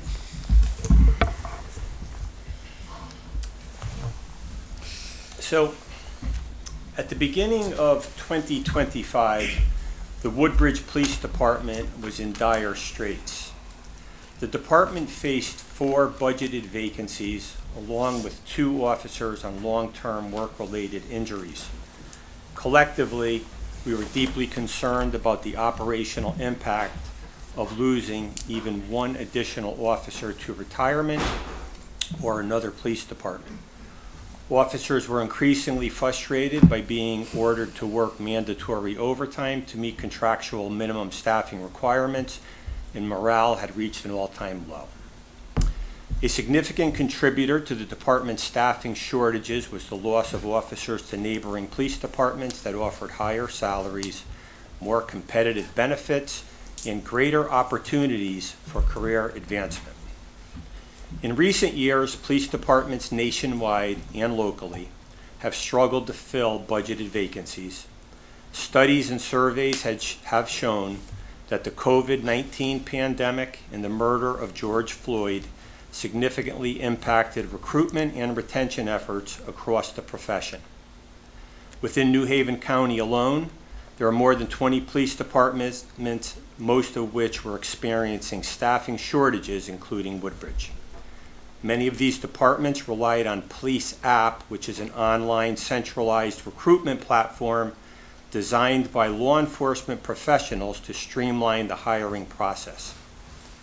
As applicants reviewed available opportunities through Police App, they compared salaries and benefit packages among New Haven County departments that were hiring. The data was clear. Woodbridge was not competitive. A comprehensive review of wages and benefits revealed that the Woodbridge Police Department ranked among the 2 lowest paid departments in the county, and as a result, applicants simply chose not to apply. Fortunately, with the support of the first selectman, the finance director, and the members of the police commission, the department was able to secure wage increases, particularly at the lower pay scales, bringing Woodbridge compensation closer in line with comparable area departments. Another significant challenge affecting our recruitment, retention, and overall morale was the condition of the department's physical facility. Throughout calendar year 2025, the Woodbridge Police Department has endured substantial hardships including asbestos-related issues, unreliable heating and air conditioning, and persistent rodent infestation. Despite these significant challenges, the dedicated members of the Woodbridge Police Department continue to report to work each day and serve the community with professionalism and commitment. Among the department's accomplishments throughout the year include the hiring of 3 patrol officers and a deputy chief, and the former deputy chief was promoted to chief of police. We also hired 2 dispatchers due to recent retirements. We settled a labor agreement between police officers in the town. The bargaining agreement, our previous bargaining agreement, had expired on June 30th, 2023. Despite being short-staffed, we attained Tier 2 accreditation status with the state of Connecticut, which was part of the Police Accountability Bill, and the Woodbridge Police Department is very close to attaining Tier 3 status, which is no easy feat. We also established the Police Officer of the Year Award, collaborating with the Orange Chamber of Commerce. Officer John Lally was this year's recipient. Officer Patrick Meehan was awarded with a certificate from the Umbrella Center for Domestic Violence for his efforts with domestic violence victims. With regards to our community policing efforts, we participated in the Special Olympics torch run, Stuff a Cruiser, Toys for Tots, Shop with a Cop, Coffee with a Cop. We assisted Human Services with the Senior Summer Cookout, Senior Thanksgiving Dinner, Living Treasure Award Server. We conducted numerous neighborhood watches and provided crime prevention tips to our residents. With the help of Commissioner Esposito, we secured a new walkway which was installed at the front entrance of the police department, as our previous walkway had holes in it and was not ADA compliant. We established a monthly report that provides residents with a snippet of what's being accomplished at the Woodbridge Police Department every month. We've participated in the New Haven Police Department Stolen Vehicle Task Force, and we took full control of the Woodbridge Regional Animal Control Division and Shelter. This has been a major overhaul. Since the police department's oversight, the Animal Control Division has accountability. They have portable radios. They have written policies and procedures. They have written directives and guidelines, a computer to submit case incident reports that were not being done. They're making arrests. They're doing arrest warrant affidavits. There's a supervisory review system that we review the reports and warrants. The adoption and impoundment procedures have been solidified. There's a receipt and revenue procedures, and the facility has been renovated to some extent to be compliant with the Department of Agriculture. With regards to our objectives, our first objective this year moving forward as part of this budget is to maintain a minimum staffing and operational readiness. We would like to fund all of our budgeted sworn and civilian positions. We'd like to reduce our reliance on forced or mandatory overtime, and by being fully staffed, we would be able to do that. We'd like to maintain adequate coverage for our patrol division, investigations, and supervisions. All of these items are directly impact our response time, which is very, very important in this town, and officer safety and morale. So with regards to staffing concerns, I'll turn that over to the Deputy Chief. Good evening, everyone. Chief Smith had ordered me to conduct a comprehensive review of the Woodbridge Police Department daily activity. These documents dating from January 1st through December 31st of 2025. The purpose of the review was to ascertain the number of shifts that were patrolled by only 2 police officers. My research revealed the following information. In the calendar year 2025, the Woodbridge Police Department generated 29,291 case numbers. During 2025, members of the Woodbridge Police Department responded to numerous calls for service and self-initiated encounters that require a minimum of 2 police officers. Throughout the calendar year, Woodbridge police officers responded to and participated in 3,491 incidents, or 11.9% of the call volume, which mandate a 2-officer minimum response. Woodbridge police officers work 365 days per year, and there are 3 8-hour shifts per day. The scheduled shifts are A Squad, 11 p.m. to 7 a.m., B Squad, 7 a.m. to 3 p.m., and C Squad, 3 p.m. to 11 p.m. There was a total of 1,095 shifts per year. During 2025, there were only 2 police officers on patrol on 339 shifts, or 30.96% of the time. In conclusion, there have been numerous times throughout the year where there has been insufficient coverage and staffing. When there are 2 police officers responding to a call for service that requires a 2-officer minimum response, the remainder of the town is unprotected. These minimum staffing issues have caused the department to utilize neighboring police departments to provide assistance. The circumstances described above present a major safety concern to our residents, visitors, local workers, and those individuals that protect and serve the town of Woodbridge. Thank you, Chief. So, with regards to staffing concerns, to put it into perspective, there were 11.9% of our call volume mandate a 2-officer response, and we had only 2 officers. There were only 2 officers working almost 31% of the time. So what that means is when there's 2 officers and there's all of these types of incidents in which you need a 2-officer response, it could be a domestic dispute. If 2 of our officers are out on a domestic dispute, and Woodbridge Police are first responders with regards to medical calls, someone's having a heart attack, or there's a bad car accident up at the Seymour line, and the domestic is by the New Haven line, there's no one to respond. And this happens quite often. It's something that I think the department has been doing with smoke and mirrors over the years, and we're going to get caught one time where somebody's going to get seriously injured. Could be a civilian, it could be a police officer. There's so many different incidents in which 2 officers are required. It's not only a domestic dispute, if we make an arrest, it's a car accident, certain medical calls where CPR is required. All it takes is 2 major incidents at one time, and a lot of these incidents, we don't have enough people. So we're happy to have the people that we were able to fill in now. We're still short one person. We have 1 long-term injury, so we're hoping as we move forward. We didn't ask for a new officer in this budget, but I do strongly believe that we need at least 1 or 2 more people to effectively provide the people of Woodbridge with the protection that they need. There's no fluff in that. Something's going to happen. So, Chief, I'm sorry, you currently have 23, We're budgeted for 23 right now. but you have 22. We have 22 right Okay. now. And one of those 22 is on long-term injury. Okay, So, thank you. turning to the operating budget, the Woodbridge Police Department is asking for a budget of $3,985,165. So this is a $343,921 increase from last year's adopted budget. $343,000. In our proposed budget, the salary increases alone are $446,000.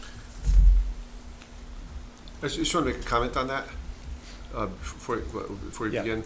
So the salary amounts for the past 3 years Yep. have been not increased Yes. because we were in negotiations. So Yep. essentially, this budget contains 4 years of cost of living adjustments, simply because we had not put any in the last 4 years. Just want to make that point. So this is back pay. It's correct. It's, Okay. it's The- Wait, no, the it's not increase back separate, not pay. back it's not pay. back pay. It's cost It's of living retro. adjustments that were In other words, It's given. been rather than, accumulated. Accumulated. rather than Okay. giving them 3 a year, for example, 3% a Yes. year, it's all reflected on this All one. right, thank you. Correct. But any back pay was paid. We gave through back pay. contingency Okay. We did back pay Or other means, 2 months ago. About 2 months ago. Yeah, once you had had a new. which we had a new contract. contract. Correct. Okay, So this is just an adjustment in the budgeting. thank you. So, were it not for our salary raises, this proposed budget would be approximately $50,000 less than last year's adopted budget. So we basically stayed at zero or cut as many things as possible. The bulk of our salary increases are due to officers working without a contract since July 1, 2023. The bargaining agreement was eventually signed on October 22nd, 2025, and officers received 3% increases for each year from fiscal year 2023 through 2027, or 2028, actually. So looking at our budget, our operational budget, turn to that, where the increases are, where the significant increases are. You'll see the top handful of lines are all salary items due to pay increases from the police chief, deputy chief, police officers. Those were all, the police officer line was contractual. Also, the dispatchers also have a raise in there, and regular clerical. That's where all of or most of the money in this budget, the increases are coming from those lines there. The holiday pay is also on the bottom, but the holiday pay also increased because of those increases in salary. Also, if you look in the operational budget, there are some reductions. What we were able to do during our bargaining agreement, our labor agreement, is that longevity in college were cut for some officers. Not all, but there's going to be a phase out for that in the coming years. So that was huge for the department because the college incentive was 8% and the stipend for longevity was 12%. There's 20%, unheard of. So we were able to phase that out. And what we were able to do by phasing that out, it allowed us to help our lower paid officers that were paid 20% lower than other officers in other communities. We were able to up their salary to a more comparative level. And that was all part of an agreement with the union that was negotiated in the labor contract. Right. How So long, I'm sorry, how long is the contract for? it's good through 27, 28, I believe, right? Yeah, So fiscal year it 28. was 5 years. Right, but it was back to 23. Correct. Got it. Yeah. So Wanted to get at In least there. 2 years out of it. So otherwise, when you look through the numbers, if you look at 53520, which is repair and maintenance vehicle, there says $7,000. The reason for that is that we have an older fleet of vehicles and we need more money because we're starting to blow engines, transmissions, and things of that sort. The $8,200 increase under 54210, that's the communications telephone line. That was underfunded last budget. It was funded at 13.5, but we clearly are spending 21,000. The estimate there is we have this MyTel phone system annual maintenance contract. It was it an internet-based? Internet-based phone system. A lot of the technology, especially in our dispatch center, require to have that sort of a setup. There is some delay in setting some of that up due to asbestos issues in the ceiling, but that is part of this. So beyond that, when you look at everything else, there's really just minuscule, there's really nothing. There's not much, when we were faced to give a zero-based budget, we started very, to do the best that we could to provide everybody, and we were going through each of these lines, and we were coming up with $30 from each line, and it's just impossible to do. But we cut as much as we possibly could, and that's where we're at with the operating budget. May I ask a question? Yeah. You have assumed more responsibilities with the animal control oversight. And I remember on the personnel committee granting a stipend for staff at the time involved with that. is that additional work reflected in your salary negotiations? Will that be approached on a stipend? It's part of the animal control budget, not part of Okay, this not budget. police, even Right. though, okay, Yeah, okay. because thanks the for animal control clarifying. budget is paid by 4 towns, really. Yeah. So it splits the cost amongst all the towns. So if I could follow up on that, I was going to ask the same. How is the animal control being under your purview affecting your time and staff?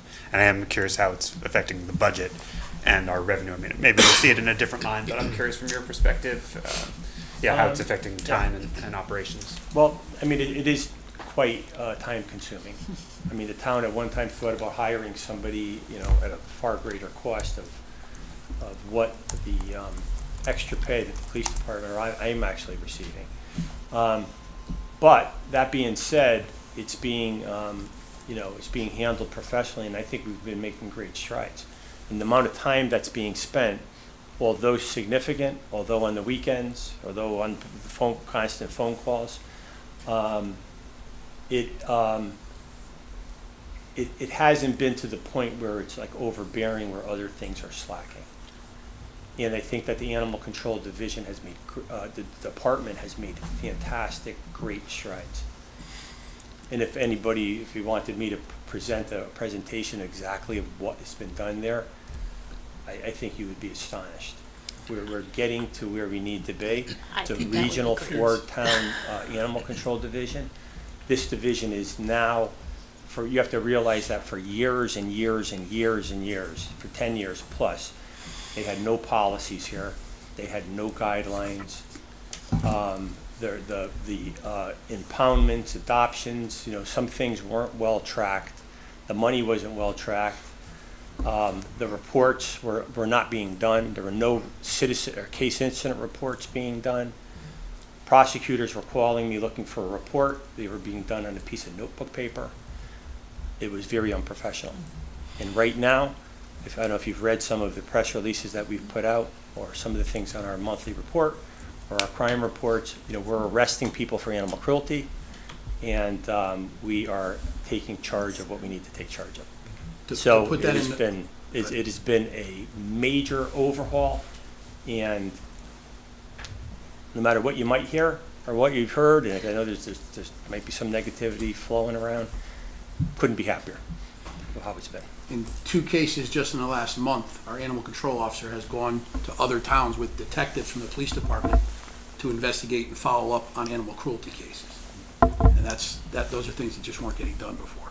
So that's how seriously it's being taken. We have detectives assisting the ACO to try and interview people to make arrests for abandoning dogs. Are those Woodbridge detectives or in the respective towns? In this case, it was a Woodbridge detective because the dog was abandoned in Woodbridge. Okay, thanks for clarifying. When they go to Seymour or another place, we'll make a phone call to make sure a Seymour detective assists the animal control division. But we're treating the animal cruelty cases and animal crime just like we would any other crime, and the statistics will show that. I don't know, Mika, how you feel about this, but I would certainly appreciate a presentation on what has been done since you've regained control of animal control.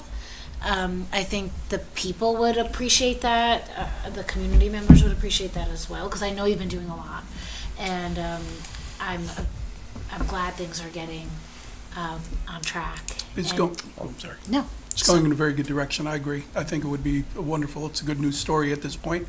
I think we will wait a little while, because I know you're implementing some fundraising type processes and procedures right now to see how those flesh out, so that you Okay. can include that in the report. But my sense is that, yes, it would be very helpful to have that, just because for a period of time there was quite a bit of, quite a furor over what was happening there.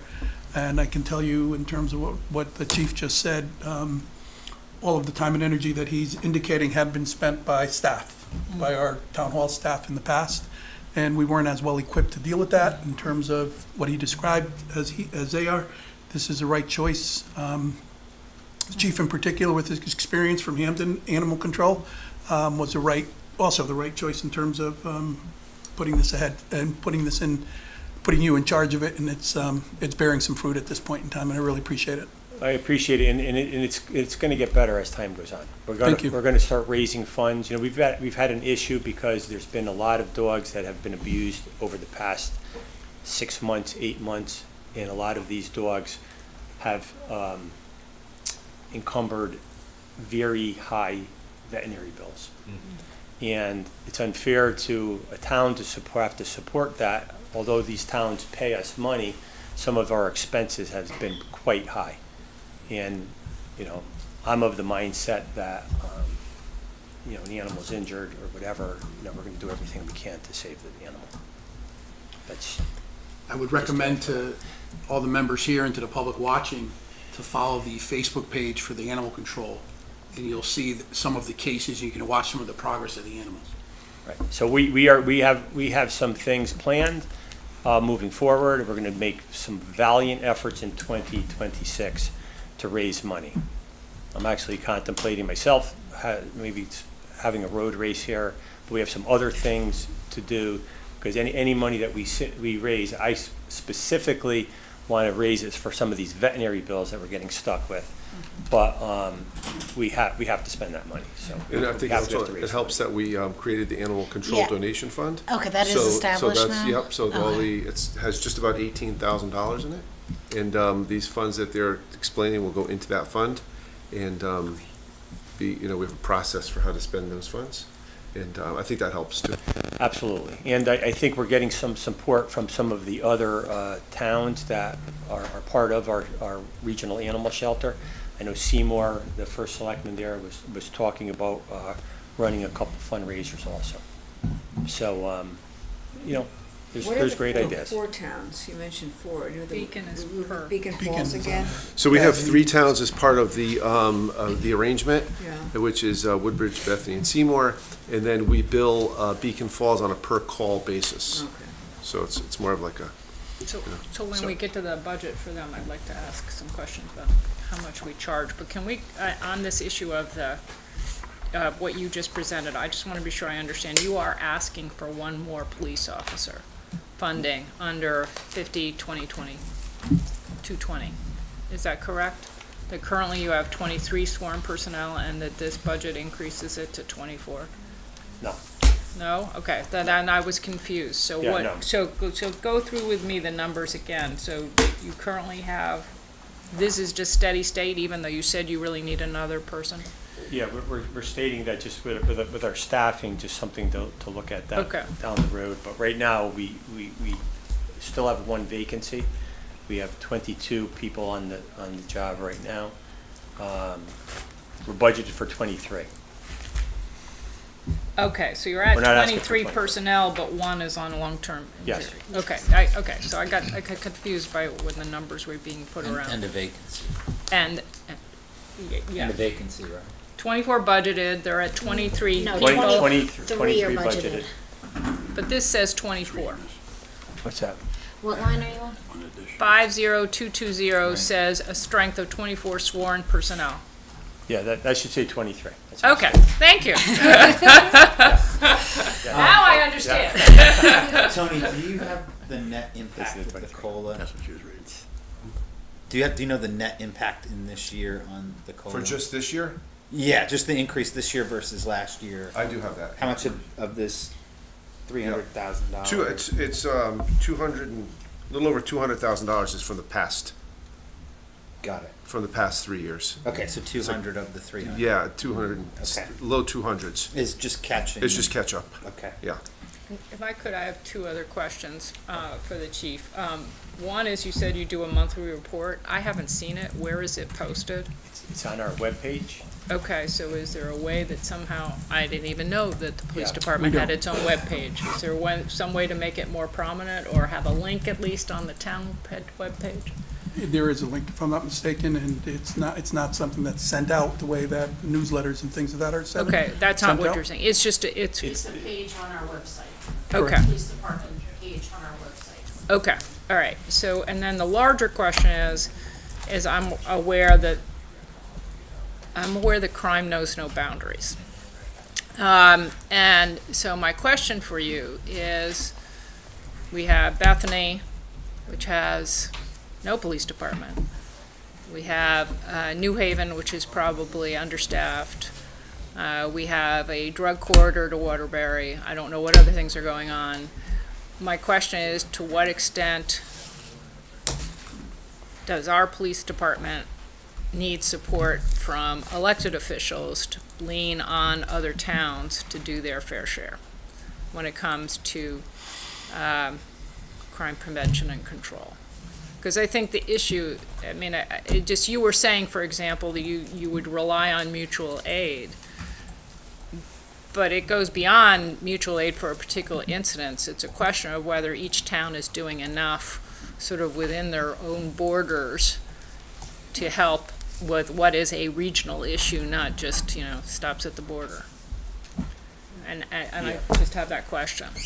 Yeah, I think, towns help each other out. I mean, we have actually been asked to help other towns to respond. If Seymour is an issue, state police have an issue in Bethany, so we've been able to do that.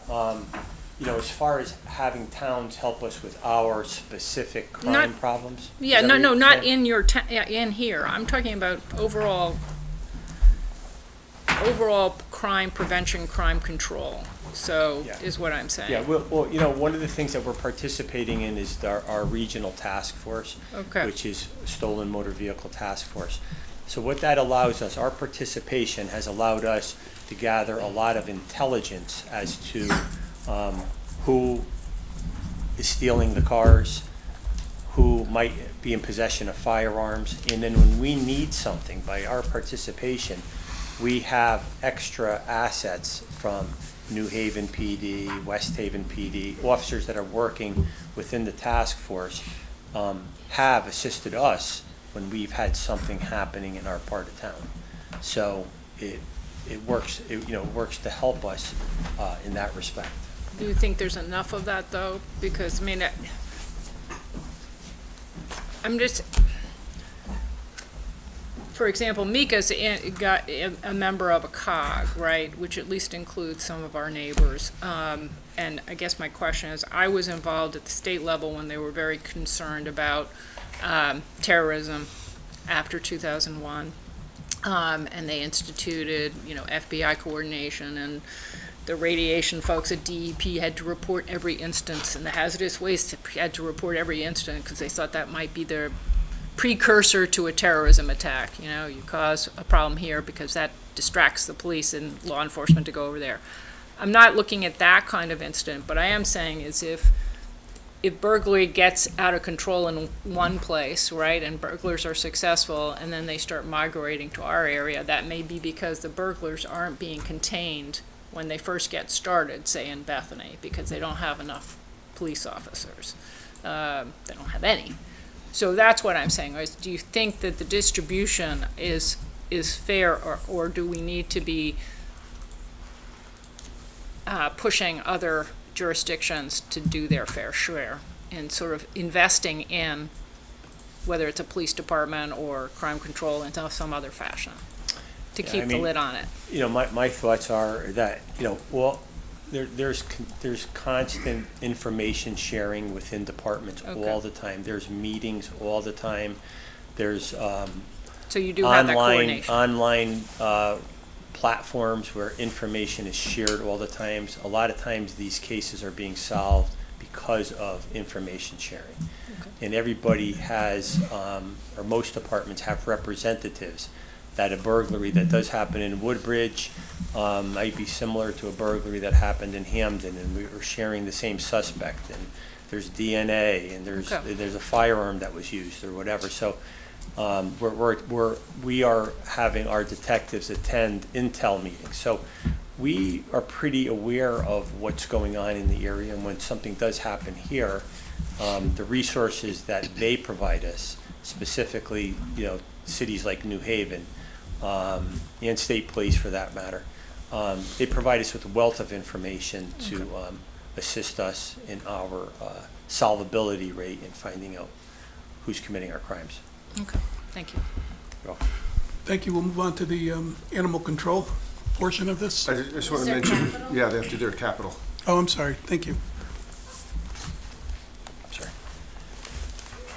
Okay, with regards to the capital budget, the first item that we have is the body worn dashboard camera. Here's how it's right there. So this $50,595 proposal represents our annual funding request for year 5 of the previously approved 5-year replacement and upgrade project for the police department's body-worn and dashboard camera systems. This funding is necessary to maintain compliance with Connecticut statutory mandates pursuant to Public Act 20-1, an act concerning police accountability. Thus far, the Axon body-worn and dashboard camera system has provided the police department with an excellent, reliable product. These systems have enabled the department to consistently submit clear and concise video evidence for criminal and civil court proceedings, internal affairs investigations involving civilian or departmental complaints, and the continual volume of Freedom of Information Act requests. The current agreement includes a scheduled refresh cycle for all the department's body-worn cameras, under which Axon will replace all existing units with new cameras utilizing the most up-to-date technology. Upon the final payment to Axon in fiscal year 2027, and to ensure continued statutory compliance, this project is planned to continue forward with the next estimated funding beginning in fiscal year 2028. The department currently operates 10 dashboard cameras and 25 body-worn cameras.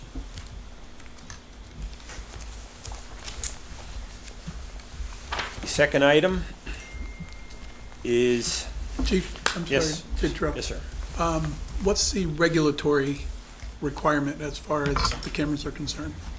So according with the police accountability bill, when a police officer comes in contact with a civilian, is out on a specific type of call, the body camera has to be operated, and all of that data is then downloaded. So what it does is it just holds the officer accountable for his or her actions. If it needs to be reviewed, we utilize it for criminal cases, which has been very helpful, What about- evidence-wise. We also use it to take statements. In the past, we used to take statements in a different way. Now we could speak with someone in the field and basically have a statement being taken to our body camera. Also, if there's a civilian complaint, if it's a use of force complaint or anything of that sort, administratively, we're able to review that camera and have, nice legible photos and audio to determine what exactly happened. Appreciate it. I was also referring to, like, is there any, in terms of replacing it or the type you have to use, are there any standards or anything along those lines that go along with what you're proposing here? Well, Axon is really the state of the art, and that's what all departments or most departments in the state of Connecticut use.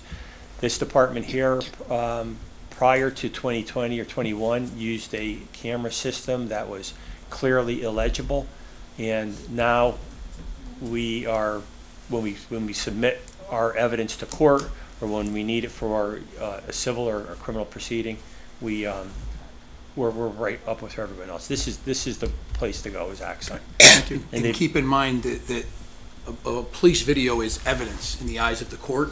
Sure. And there's ways, it has to be maintained and stored properly, has to be ensured that if it's altered or tampered with in any way, there would be a record of that. And that's all part of this service as well, is that they guarantee the sanctity, the security of the evidence. Like, if we just had it on a flash drive somewhere, that wouldn't be acceptable by the court. Thank you. So our second item is we're proposing a request for 2 patrol vehicles. Our fleet is quite weathered. We have a handful of vehicles that have very, very high mileage. We have 4 vehicles with well over 100,000 miles, and the engine miles when the cars are idling, some of these vehicles have over 600,000 miles, 658,000, $641,596, and $673. And some of these vehicles are breaking down where we're needing to replace engines, transmissions, and so forth. So we're requesting 2 vehicles. The request is based on our operational needs, officer safety considerations, and widely accepted industry standards for police fleet management. With regards to officer safety and reliability, these patrol vehicles are essential tools for police operations. Officers rely on these vehicles for emergency response, daily patrol, prisoner transport, motor vehicle stops, and calls for service. The safety of our officers and the community depends on vehicles that are mechanically sound, reliable, and fully capable of functioning under emergency conditions. Many of our current vehicles have reached mileage and wear levels that compromise dependability, and delayed response time, mechanical failures, and reduced handling performance place officers and residents at an unnecessary risk. Number 2, the aging fleet with high mileage. We have several vehicles in our current fleet that have high mileage and are approaching or exceeding the recommended service life for frontline patrol use. High mileage patrol vehicles experience accelerated wear due to constant idling, frequent short distance driving, and continuous emergency operation. Even vehicles with moderate mileage often have the equivalent of significantly higher engine hours due to idle time. As a result, these officers are increasingly prone to breakdowns, requiring officers to use backup cars that may not have the same safety features or capabilities. 3 is the expanding repair costs and downtime. A number of our existing patrol cars now have extensive repair histories, with major components such as transmissions, suspensions, and electrical systems requiring increasing levels of service. This creates several challenges: frequent downtime, reducing the number of operational vehicles required for patrol, high repair expenses, often approaching or exceeding the residual value of the vehicle, and unpredictable failures. Continuing to invest in aging vehicles is not cost effective and does not provide a sustainable long-term fleet strategy. Our operational needs and community expectations: the acquisition of 2 new patrol vehicles will allow the department to maintain a safe, functional frontline patrol fleet, ensure adequate coverage for all shifts, reduce maintenance costs and downtime, replace aging units before they become unsafe or unusable, and provide officers with the necessary equipment to respond effectively to emergencies. A dependable patrol fleet is fundamental to meeting the community's expectation for timely and professional police service. In conclusion, for the reasons outlined above, officer safety, high mileage, extensive maintenance histories, and accepted standards for police fleet rotation, we respectfully request the approval of 2 new patrol vehicles.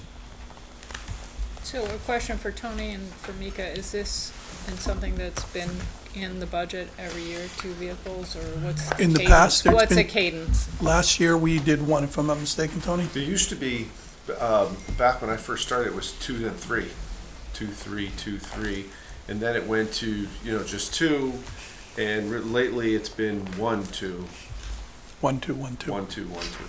So, looking at it here, is that, are we So- going back to trying to go back to 2-2?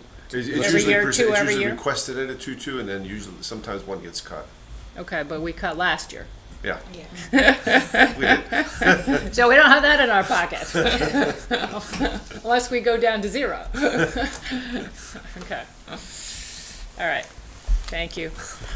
How many are actually at the end of their useful life right now? I mean, we want to replace 2, but Yeah, there's probably at least 4.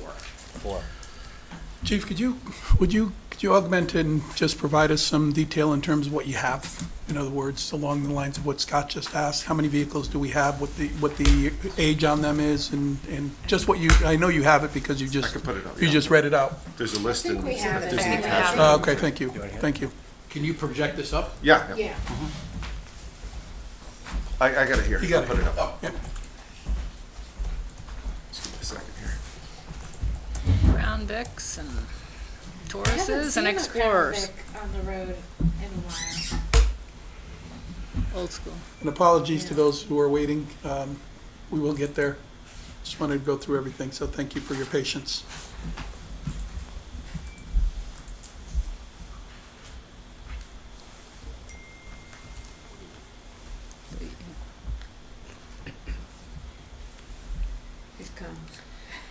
While I we're got to. waiting for it to load, didn't you get a hybrid patrol vehicle? I believe they did, yes. They did. It was Is in- that- it is was that an in yet? accident. It was in an It was in a accident. car accident. Oh. That's Bummer. too bad. So we It did was we actually the chief's car, Yeah. previous chief, previously. okay. And has that been replaced or No, But not, it was, but not with a hybrid. But bummer? Because I think it was availability was a big issue when we So, replaced yeah, it. because one of the questions is whether you would minimize the idle wear, right, if you had a hybrid. Right, that was the idea, yeah. Yeah, and did it? I mean, I don't know how long he had it I can operational. speak to that. I've had some experience very. dealing with these hybrid vehicles. Okay. The amount of electronics in a police car nowadays is staggering. And even a hybrid car with the battery power, I see. generally the engine has to run or you're gonna drain the batteries very, very quickly. Okay. There's multiple computer systems, cellular systems, there's a lot of electrical draw, so really the vehicle turning off isn't necessarily an option. However, when driving, the supplemental electrical power does certainly save fuel, but at idle, the engine generally has to run. Okay. So the engine wear doesn't Yeah, change. it just needs the power, the generation. Thank you. Thank you.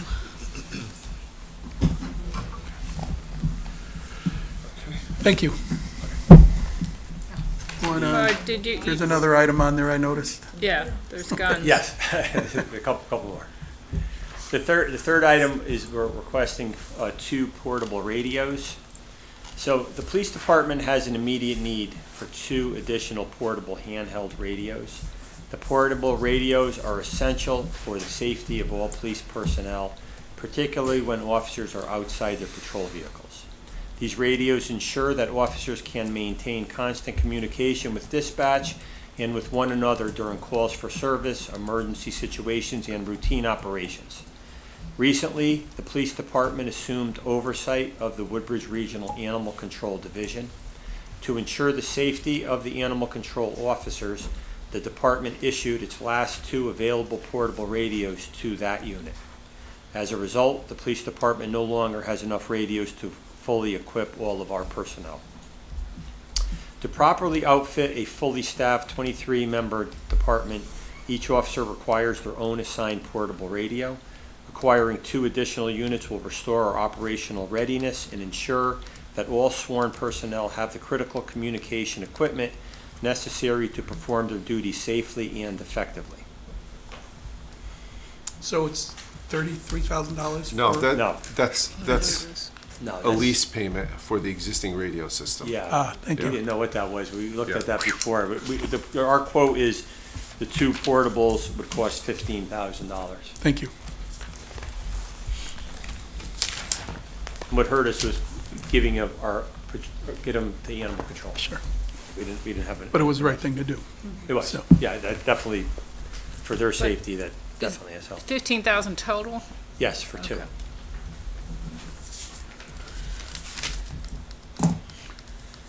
Move on. Now, we're also, the last item before just talking about our building, I'll let the deputy chief go. The last item is duty handgun replacement. The police department current duty issued Glock pistols are now 7 years old. Based on consultation with the Glock district manager for New York, Connecticut, and Vermont, the firearms at this age typically begin to show significant wear and critical components. Night sights deteriorate and require replacement, and many pistols reach the stage where a major overhaul of internal parts is necessary. Typical end-of-life maintenance costs include approximately $103 for night sights, $150 for internal components, in addition to 2 hours of armor labor per weapon, including mandatory test firing. For a fleet of 28 pistols, these combined costs and labor requirements make repair and rebuild financially and operationally impractical.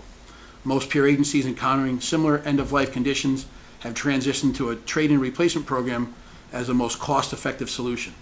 Glock offers factory MOS configured handguns equipped with factory-installed red dot optics. This eliminates the need for field fitting and reduces the integration complexity and ensures factory-level reliability. Transitioning to factory-equipped optics also improves officer readiness by providing faster sight acquisition and enhanced performance in low-light environments. Several nearby police departments, including Ansonia, Seymour, Stratford, Bethany, Hamden, New Haven, and Orange have already upgraded the new handgun platforms equipped with red dot optics. And you want to read the price breakdown? Chief? No, that's what I did. And there's a trade-in associated with this, so it takes some money off of it.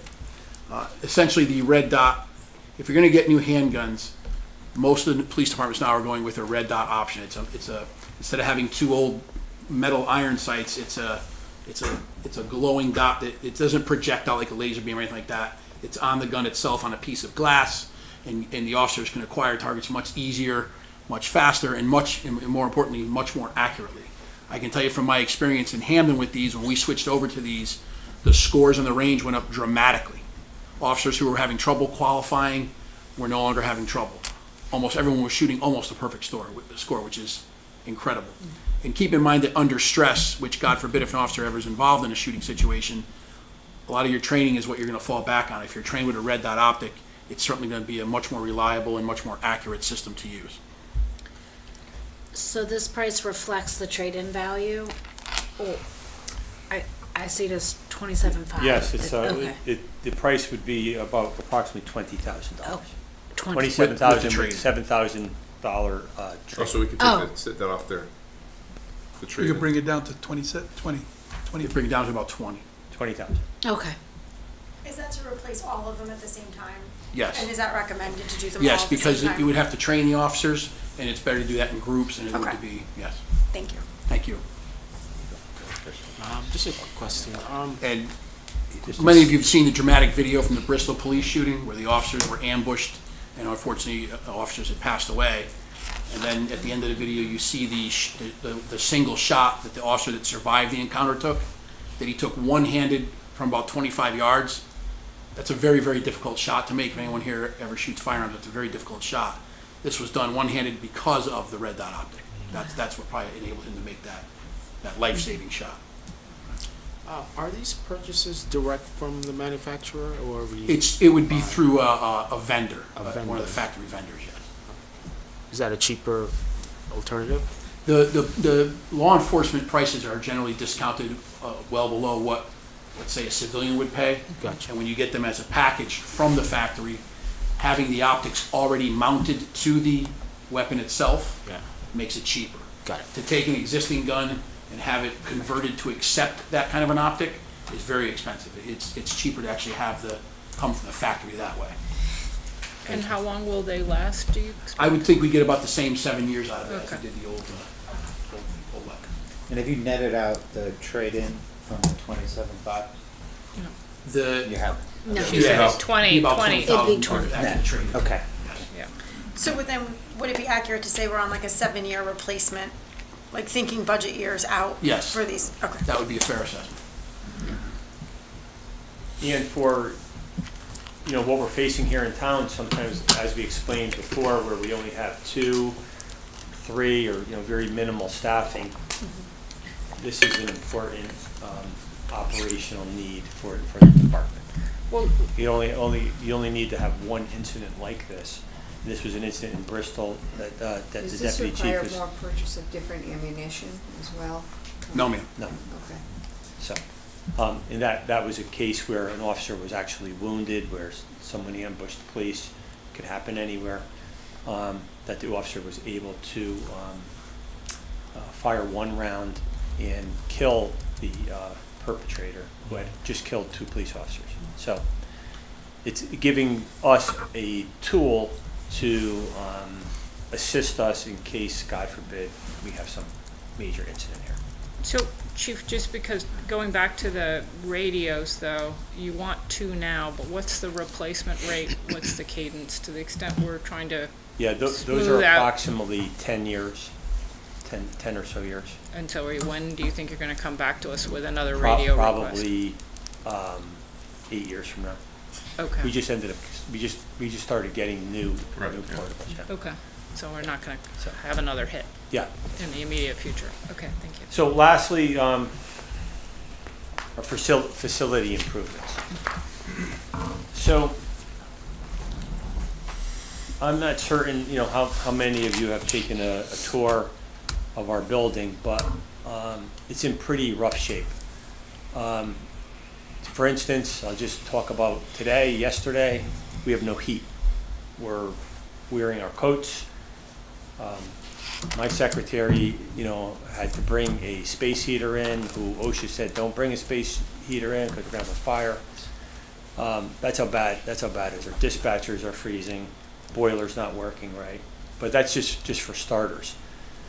The place had asbestos. We don't know if there's still asbestos in the building. We still work through that.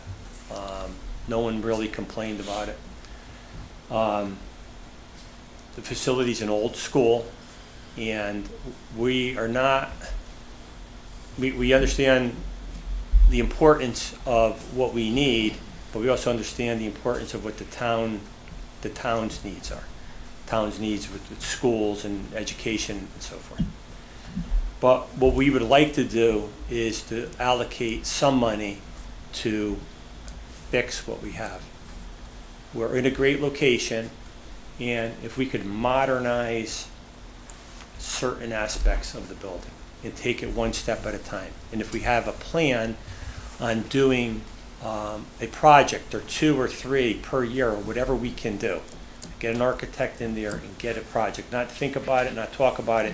It's been talked about here for many, many, many years, and it's just fallen upon deaf ears and nothing's been done. The place is deplorable, it's disgusting, you can't take a shower in there, there's no ventilation. These are grown men and women working there, and it's embarrassing. I don't want to have any training there from other departments. We did one time. It's embarrassing. And I'm certain you wouldn't want to work there either. And there's a number, I would be glad to take each and every one of you for a tour of the building and point out exactly what's wrong with the building. And it's a laundry list. That being said, no one's picketing or walking around that we're working in bad conditions, and everyone's still coming to work and doing their job, which is great to see. But the building itself really needs attention. It really, really does. We don't have an emergency operations center. It's falling short. And the thing is that we are held to a higher standard now with this police accountability bill. There's certain things that we have to do.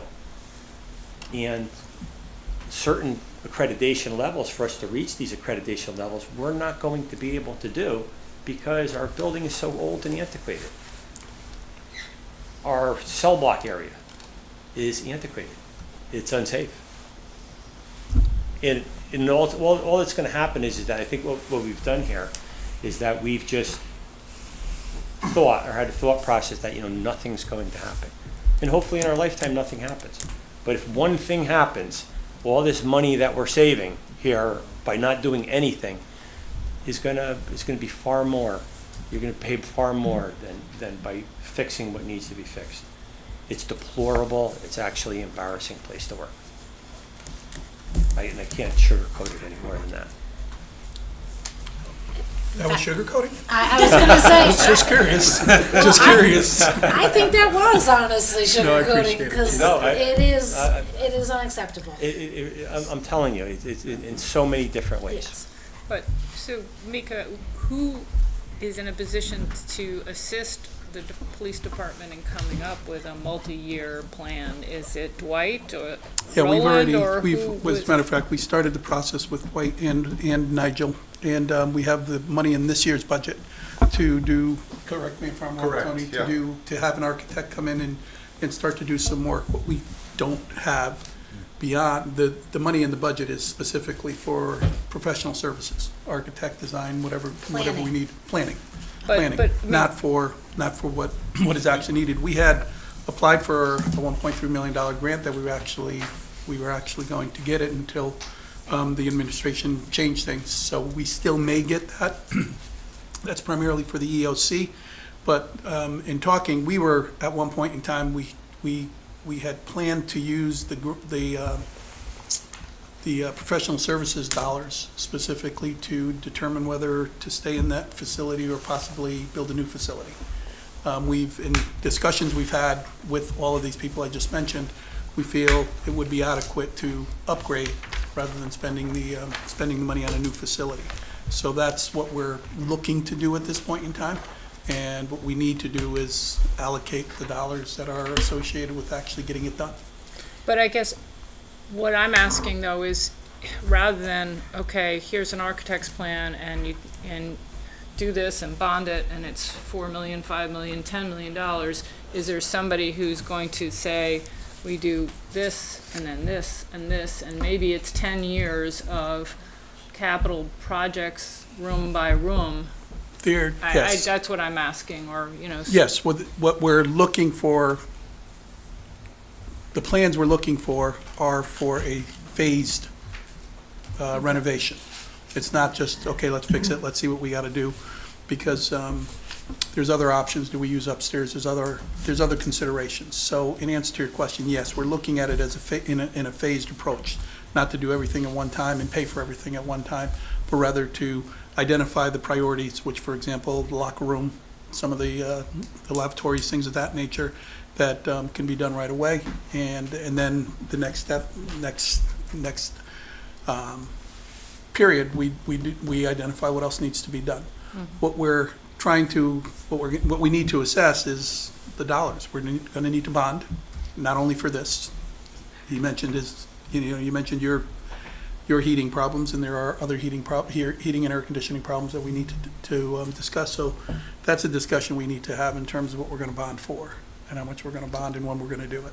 There's a lot of roofs too, There's a from lot what of I've heard. roofs. Yeah, there is a lot of roofs, and another $15,000 one, I think. Yeah. So, but yes, and there's a lot of consideration. I intend to see it as a priority in terms of seeing what we can do there. But it does come down to how we can secure the dollars. And it ties in also though, because you're working, and the facility at the same time, it needs upgrading as to what flex space, if any, there is in the center building or elsewhere. There is, but what we're talking about so far, we could probably get away with what we have there. The locker room is the reason that it's got to be done the fastest and the first. Right. So that because that's probably one of the more, in the cell areas is another area that needs a lot of attention. But I think it's been a while since I've really felt that we're on the same page in terms of a plan. And at this point in time, we just now need the experts to come in and help us define exactly how we develop that plan, with obviously the input from the police themselves. We've moved away from a new facility, and we're looking at doing the renovation over the course of time, but identifying what we need to do first and how much money we need in order to get that done. So is this 5 million just a placeholder then? For all intent purposes, in a manner of speaking, yes, we wanted something this year so that we can get things started. In the type of work that we're looking at to initially get this going, that's what the $5 million. For just a planning? I would No, hope this covers. I'm saying for the first phase. Okay. For the first phase. Okay. So there's an expectation that the first phase could be implemented this fiscal year. It's coming fiscal. This coming fiscal 27, Could I'm be sorry. started. Yes. Could be The planning will funded be and done started. this fiscal year. Correct. The implementation would be in 27. The Begin beginning in of it. 27, correct. Okay. And then What following about that, the we asbestos expect. though? 'Cause that- I'll get to that. Okay. We expect, hopefully, based on what our legislatures are telling us, we might get the $1.3 million grant that we're looking for the EOC, so we can do that on the heels of getting this done. As far as the asbestos is concerned, what they found was wipe samples for asbestos. The building was built at a time where there was not asbestos in the ceilings and things of that nature. So it's not like, for example, the center building, which we know has asbestos, and it's more a matter of mitigating it than anything else. They found in some wipes, and we had OSHA, we had the Department of Health, we had an independent contractor, we had the people we work with, the professionals, what's their name? People who helped us do the plan, and it's a double name. It's the same people who the Beecher, Fuss and O'Neill, the same people who do Beecher. We had all of those folks go into that space and all the other spaces that we had any consideration for, and every single one of them said without a doubt there's not a health hazard for anyone, okay. for that entire building in terms of and we did air quality testing, obviously, as well. Needless to say, when you get any kind of positive with asbestos, there's a concern. But the white test samples don't even have a metric by which they define what's above level. It's just that it's there. It could be tracked in from somewhere else. It could be dust that lights somewhere. So although there was, at one point in time we identified that, we've taken the necessary precautions. Anything that we found, we've cleaned. We've cleaned and we've mitigated. We found a closet that had floor tiles, things of that nature. So we've done the work that we need to do to make sure that that's not a hazard. But it's an item that, along with the rest, everything else, if it was a brand-new facility and that happened, it's probably everybody forgets about the fact that this even was a consideration. But consider. And where we hear it too is that, we're trying to put a new phone system in the department, and the workers don't want to do it or won't complete the project because they're afraid that there's something in the ceiling. That's what we hear. So now we have this phone project that we partially paid for, and it's just sitting there, and it's we're waiting. I'd welcome the opportunity to talk to that vendor, Ron, and so let us know. All right. We But appreciate you putting thought- up with it. And our thought too really was just if we could do it this way in lieu of building a new building, which obviously would be great, it'd be more beneficial to the taxpayers in the long run. And we're not looking for the Taj Mahal. We're just looking to have just a Matt? clean, decent building. Matt? I'm sorry. Matt? Oh, yeah, we're good. Sorry. No, this guy. Go ahead, Ron. I'm sorry. No, Chief? like I said, we're just looking to have just a functional building that's adequate and that will serve our purpose. We're not looking for anything fancy. Chief, can I ask, one of the things we didn't talk about, just in terms of resident safety is roads and speeding on the roads. In the last few years, a number of towns have brought up, have implemented speed cameras. And I'm curious if it's something that's come up. It's obviously not in the budget here, but I'm curious if it's something that you've discussed within the department or within the commission. A few locations in town, I'm sure lots of residents think that their road is the right road for a speed camera. Sure. Mine included.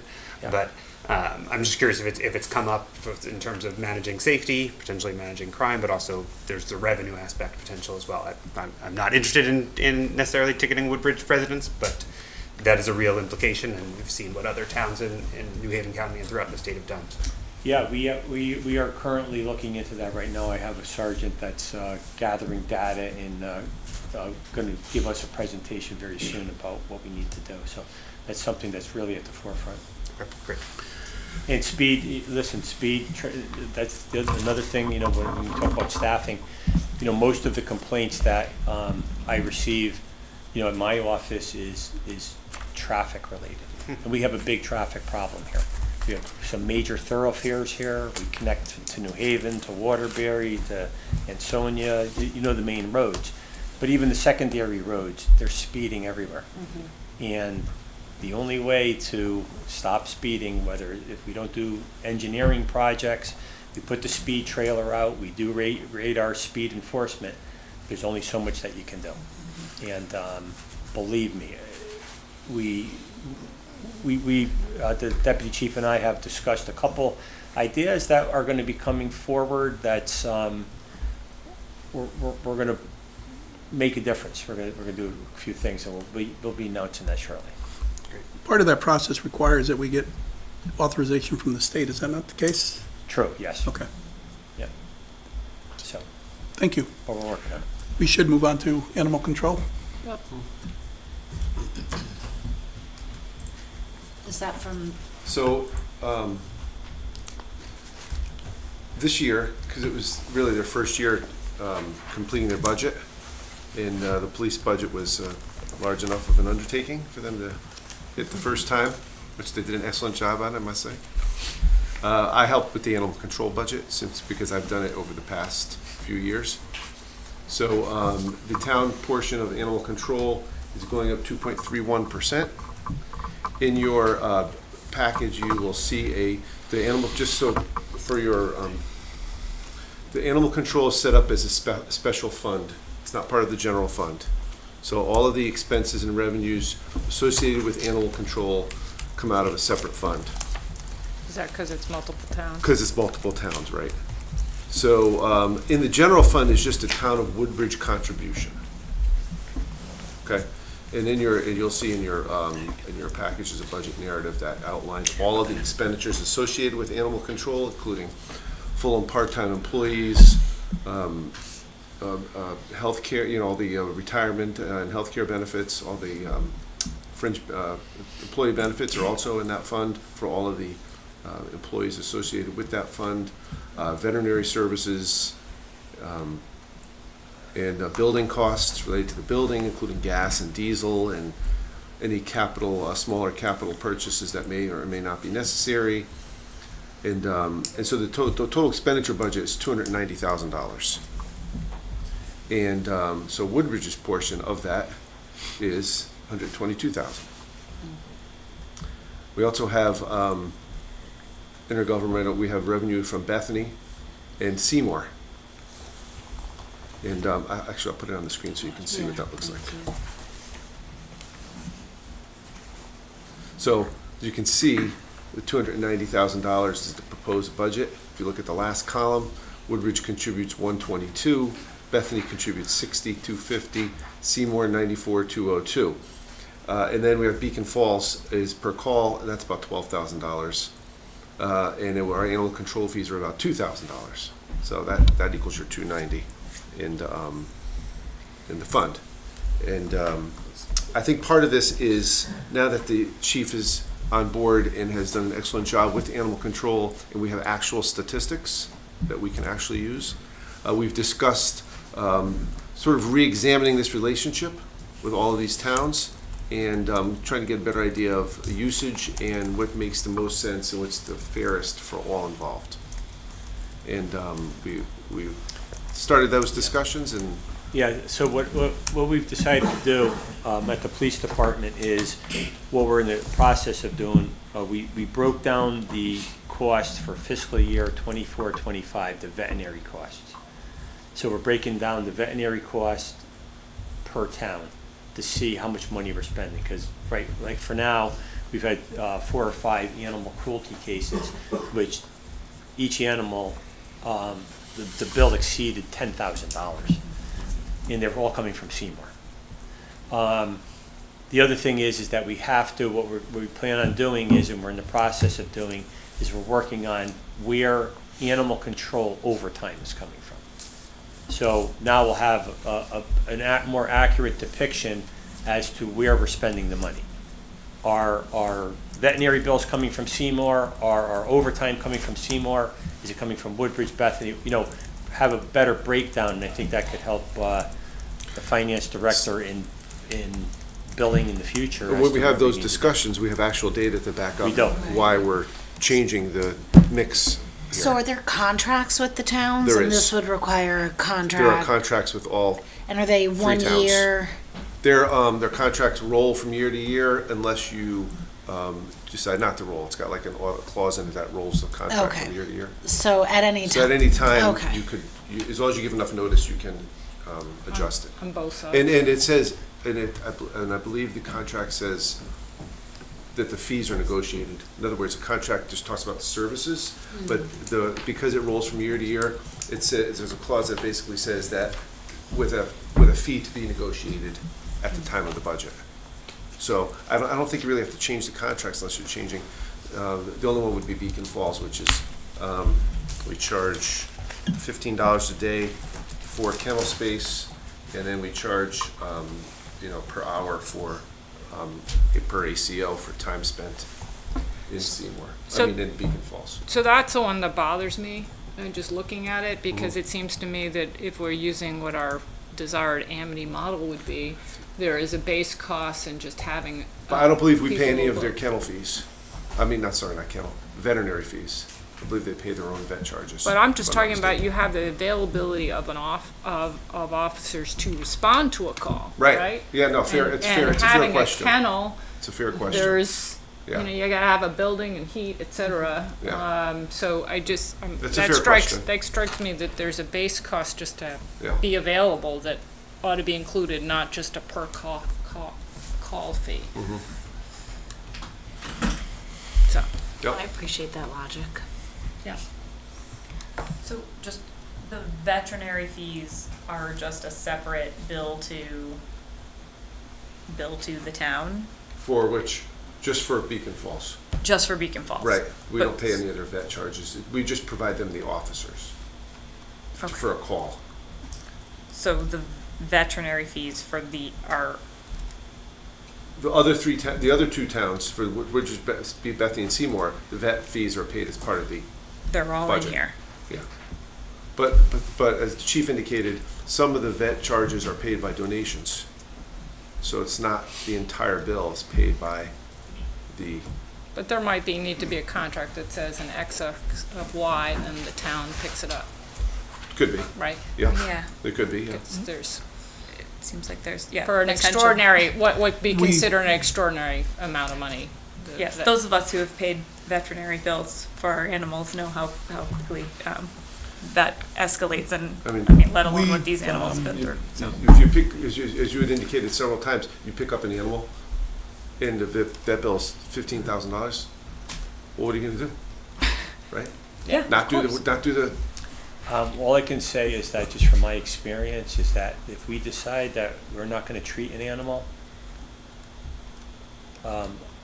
Woodbridge would be hammered in the media. I mean, No. It would be something, and that's something that, listen, we have to do it, we wanna do it, we all love animals, we have a good crew, and, but we have to have the money, so we have to come out with other ways to fund this. And the only other way is that we all have to band together, and we have to have these Fundraisers. donations and fundraisers, and with that, we can do what we need to do, unfortunately. That's what we have to do. But we We can can make have it the fun. conversations with the other towns in regards to what can, or, we've talked about that, but it's a unique issue, because the other town may say, well, we're not gonna pay, put the dog down. And it's not something that the ACO and/or, the police chief would necessarily make a decision to make, so it's something that you've gotta be prepared to deal with. But there is room for conversation on this in terms of just charges, just what we're billing them on an annual basis. Yeah, I'm just talking about negotiating Yep, the yep. terms. agreed. And you have to understand that there are times where, we have an animal that's injured, or was abused, and all of a sudden, I'm talking to the ACO, and they said, Chief, the bill's at $12,000 for, I'm cringing. It's $12,000. I mean, how do I tell Tony it's $12,000? that's the budget for the whole year. What do I do? What are we supposed to, I'm talking to right. I can't tell, you tell him, I'm not telling him. So it's to a point, like, there's a lot of stress involved with this, so we have to come up with ways to make money for donations, like I said, and fundraisers. And we've been able to help somewhat with that. But we need to be better, so. I think we've, It sounds like a nice byproduct, so to speak, of that endeavor is there's some nice community events Yes. perhaps coming up, some That- and really that's good what's in- community. And exactly what you're saying, that's what's important. Yeah. If my vision for the animal control facility was to come to fruition, it would be that we would have a handful of events per year where people could go and drink wine, or whatever it was. We had fun, we talked, we laughed, we raised money for a great cause, and we all got a T-shirt or whatever. But whatever, other places do it. Yeah, we used to have. It could be done. I don't know if it was through a friends group or there were very active volunteers with the animal control that used to do fundraising events. I remember going to some Yeah. that were lovely community. I mean, they weren't sponsored by the town; they were sponsored by The nonprofit. the nonprofit, but they raised a lot of money and brought a lot of good people together. This might also be a really good senior internship project for some Amity students who might want to work on that this Sure. spring before Sure. graduation. And eventually get to the animal control facility as a place where, not that it's just a shelter for dogs and cats, but maybe a place on a Saturday morning you might want to take a ride down to.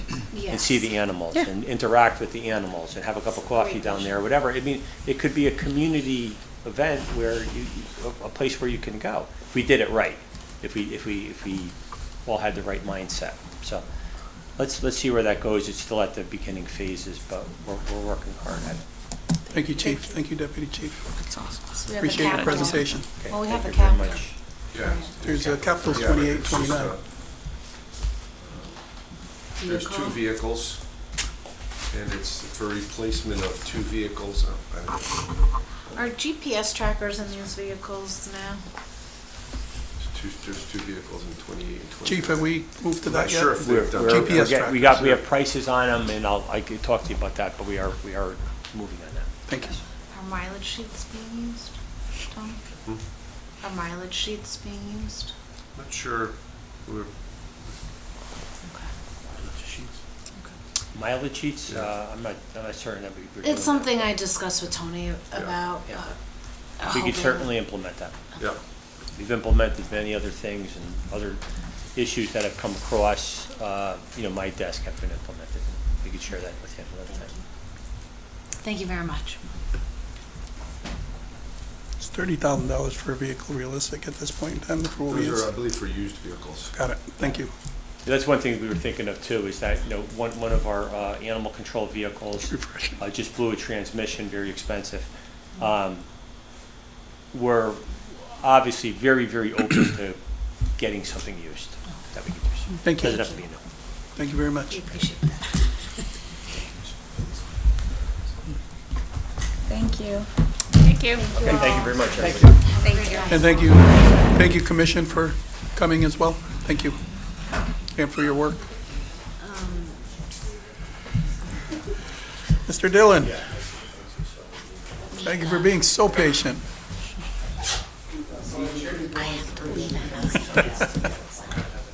We like boring.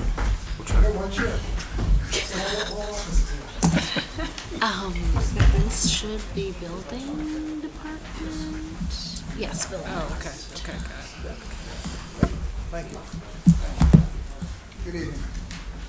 Good evening. I'm Robert Dillon, your building official.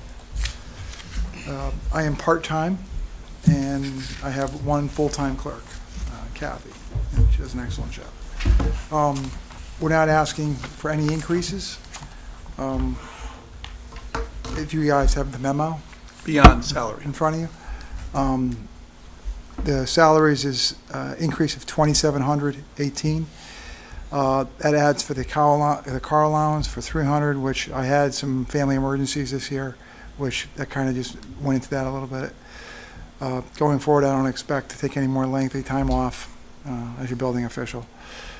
So account number 52100 was $2,000, and then account 54400 was $500 because the printing has lessened. So we took money out of that. We don't print as much paper as we have. It's fully electronic. Subscriptions was $500 we took out of that because we don't use subscriptions. Everything's online today. Don't really need books, and I can get them if I need them. And then there was a reduction, 54,610, amount of 320 for the conferences. I don't go to conferences for the town of Woodbridge. They're also online. I do that somewhere else. And I do have my accreditation. Mika's still current. And that's it. And then we left the $300 in the mileage to cover anything that I go on vacation for somebody that fills in. Just to tell you more a little bit about the department, we have done about 700 inspections to date. And the revenue as of this morning was $432,000. That's fiscal, so that's July 1st to today's $432. Last year, we took in 505 for the entire fiscal year, so we're $73,000 short of that matching goal with 5 months left. So I think we should get there. I'm sorry, have you done 700 inspections in 1 year? Since Or when July. you say to date? Since July 1st. Okay, fiscal. thank you. Yeah, last year we ended it at 1,083 for the whole fiscal year. we're pretty much gonna be on target for the exact same. So I think, you know, everything's gonna be on par with the revenue being about $500,000, considering we're at 432. Inspection last year, we ended at 1083. We're at 700 now. We should pretty much be on target for the same. So I would say pretty much the same as last year. There is 4 more, and everybody talks about Toll Brothers, Mika. There's 4 more left. I call them quads. So there's one last quad or 4 more townhouses. So they're going back over to Bradley Road where the original office trailers were. So those are gone, and they're putting in the last 4 quads there. And so there's, that'll be the last of the development. That'll be all 70 done, including the pool house and the pool. So I talked to Toll. What percentage would you say have certificates of occupancy? Well, I did the math, 50-something out of 70. So what is that? Well, we Okay. don't need- yeah. That's good enough. But that, yeah, that's more than I thought. Yeah, That is it's a lot like- more than I thought. I'd say like actually. 70, It's more than I had. 75%, something Yeah, like that. it's more than I got numbers on, so. Yeah, I think we're pretty much right there. And from what I'm told, the majority of them are sold. It's been fine for me. I mean, it's been a good experience. It started off one way, and everybody kind of just, you know, you kind of put the guardrails up and get everybody Yep. in line. Thank you. But yeah, so 4 more left to go. I think that's about it. I didn't have much more to talk about in my department. So, could I ask? Happy to take questions. Yeah, a question about fees. So you're saying that you accrue fees for doing the work, right? Well- As a building official. So we charge a fee. Right. Yep. So my question is, now that we're contemplating apartment buildings within Zone A, do we need any modification of the fee structure? I didn't think so, because we looked at it like for the same town size. Okay. Kathy and I looked at, my clerk looked at it for the same size town. The only thing I wanted to, I asked Kathy if we could possibly charge for CAs. So a CA, you have 2 certificates. You hand somebody a certificate of occupancy for a brand-new structure. Right. But if you have a new boiler installed or electrical panel installed, you get a certificate of approval. I looked at your surrounding towns, and they charge $30 for each, right? I mean, Bethany does, literally, and we charge 0. So I didn't know if administratively that's something you might want to look at. We can Yes, it is. certainly, we can do it. Well, I mean, it's Thank you. fair, because Seymour does it, Bethany, so the small, your town, I get, New Haven charges it. I mean, Yep. but that's a different monster. That would be in addition to a permit, so you get a permit fee. So you get a permit fee as a homeowner, Yep. but in order, it gets a certificate of occupancy, that's a fee all by itself. But the approval, the certificate of approval, which would be mailed to you, it's 0. Your surrounding towns charge at least $30. Like I said, literally Bethany charges 30. And I have that backup, Mika, we can share it with you. We Sounds can it's on their websites, quite literally.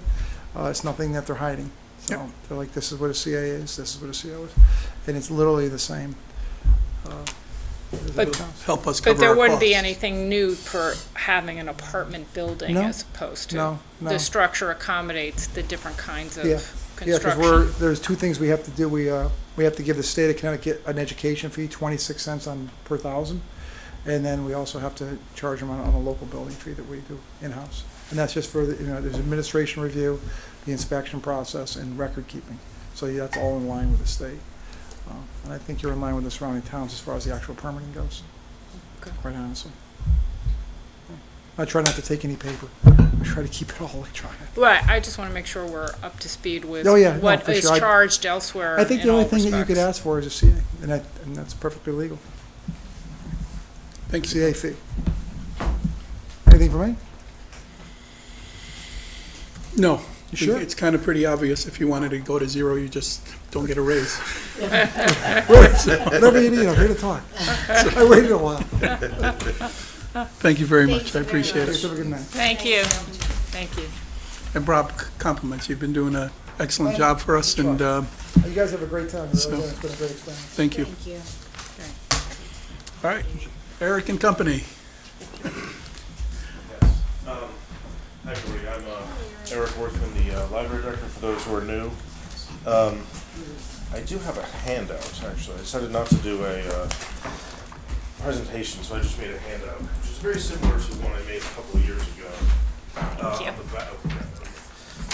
back, it has some charts, and on the front has Thank some you, sir. pictures, or say it's Thank you. the back and the front. There you go. Thank you. Thank you. And I just want to thank members of the Library Commission who are here, including Tom Sherdow, the head of the Library Commission, Andy Doucette, the assistant head of the Library Commission, and Tina Brogadier, a central member of the Library Commission. Thank you from us as well. So I just want to quickly go over the handout. These library statistics graphs, which all the data comes from the state library. This is the exact same thing I handed out 2 years ago, except for with newer data. I just thought some new members might like to see it. I think it, as you can see, it compares on a per capita basis the Woodbridge Town Library with towns that have a relatively similar population and just all towns statewide. Obviously, we do quite good with circulation and library visits. We are generally a very busy library. I think people do appreciate the library in town. I think Woodbridge is generally a community that appreciates culture and books and learning and literacy, and so they do love the library. So in that respect, we are lucky, the people, the library staff and the library commission, but we also try not to rest on our laurels, so to speak. So we are always trying to make the library better and to give the people what they desire from their library. And on the front or the back, these are pictures of some of the things we've done over the past year. I just wanted to stress some of these things, the fun things, the kind of amazing things we do at the library, including starting at the top left is the Peeps in the Library competition, which we've done for at least 10 years in a row. It's a diorama featuring Peeps, usually on a literary theme. And we had almost 400 people vote to see who was the best diorama. And then going clockwise, we had a jigsaw puzzle competition. We had outdoor movies, which was the first time we've done that in several years. We did our spooky outdoor movies of Ghostbusters and Hotel Transylvania. And we are going to continue to do more outdoor movies. We invested in the equipment this past year with some money from the Friends to buy the equipment ourselves, as opposed to paying a vendor to do it. And that is actually going to give us a lot more flexibility and the ability to do it more often. And the October thing actually worked out really well. I think people enjoyed the cozy, spooky vibes. The next one is Books and Brews, which was at NEBCO a couple of months ago, which was a book swap. That was very popular, and it's always good to support local businesses. We have the Scrabble Club, which meets in the Woodbridge Room. And finally, our gingerbread decorating competition, which was held obviously last month. And that is always fun, and that's something we've done for quite a few years too. And again, I just wanted to show kind of what we do, especially for the new people who may not be aware, though of course I hope everybody has a library card that is well used. So just to mention that last year we had over 67,000 visits to the library, last fiscal year rather. And of those 67,000 visits, over 5,000 of them were for patrons who came to the programs. So we had a lot of great programs, not just these, but we had other programs, Irish music concerts, a lecture on sustainable decluttering, a jazz quintet, a bobcat presentation from Deep, Ukrainian Easter egg decoration, Cheeses of New England, Foraging for Beginners, and Sourdough 101.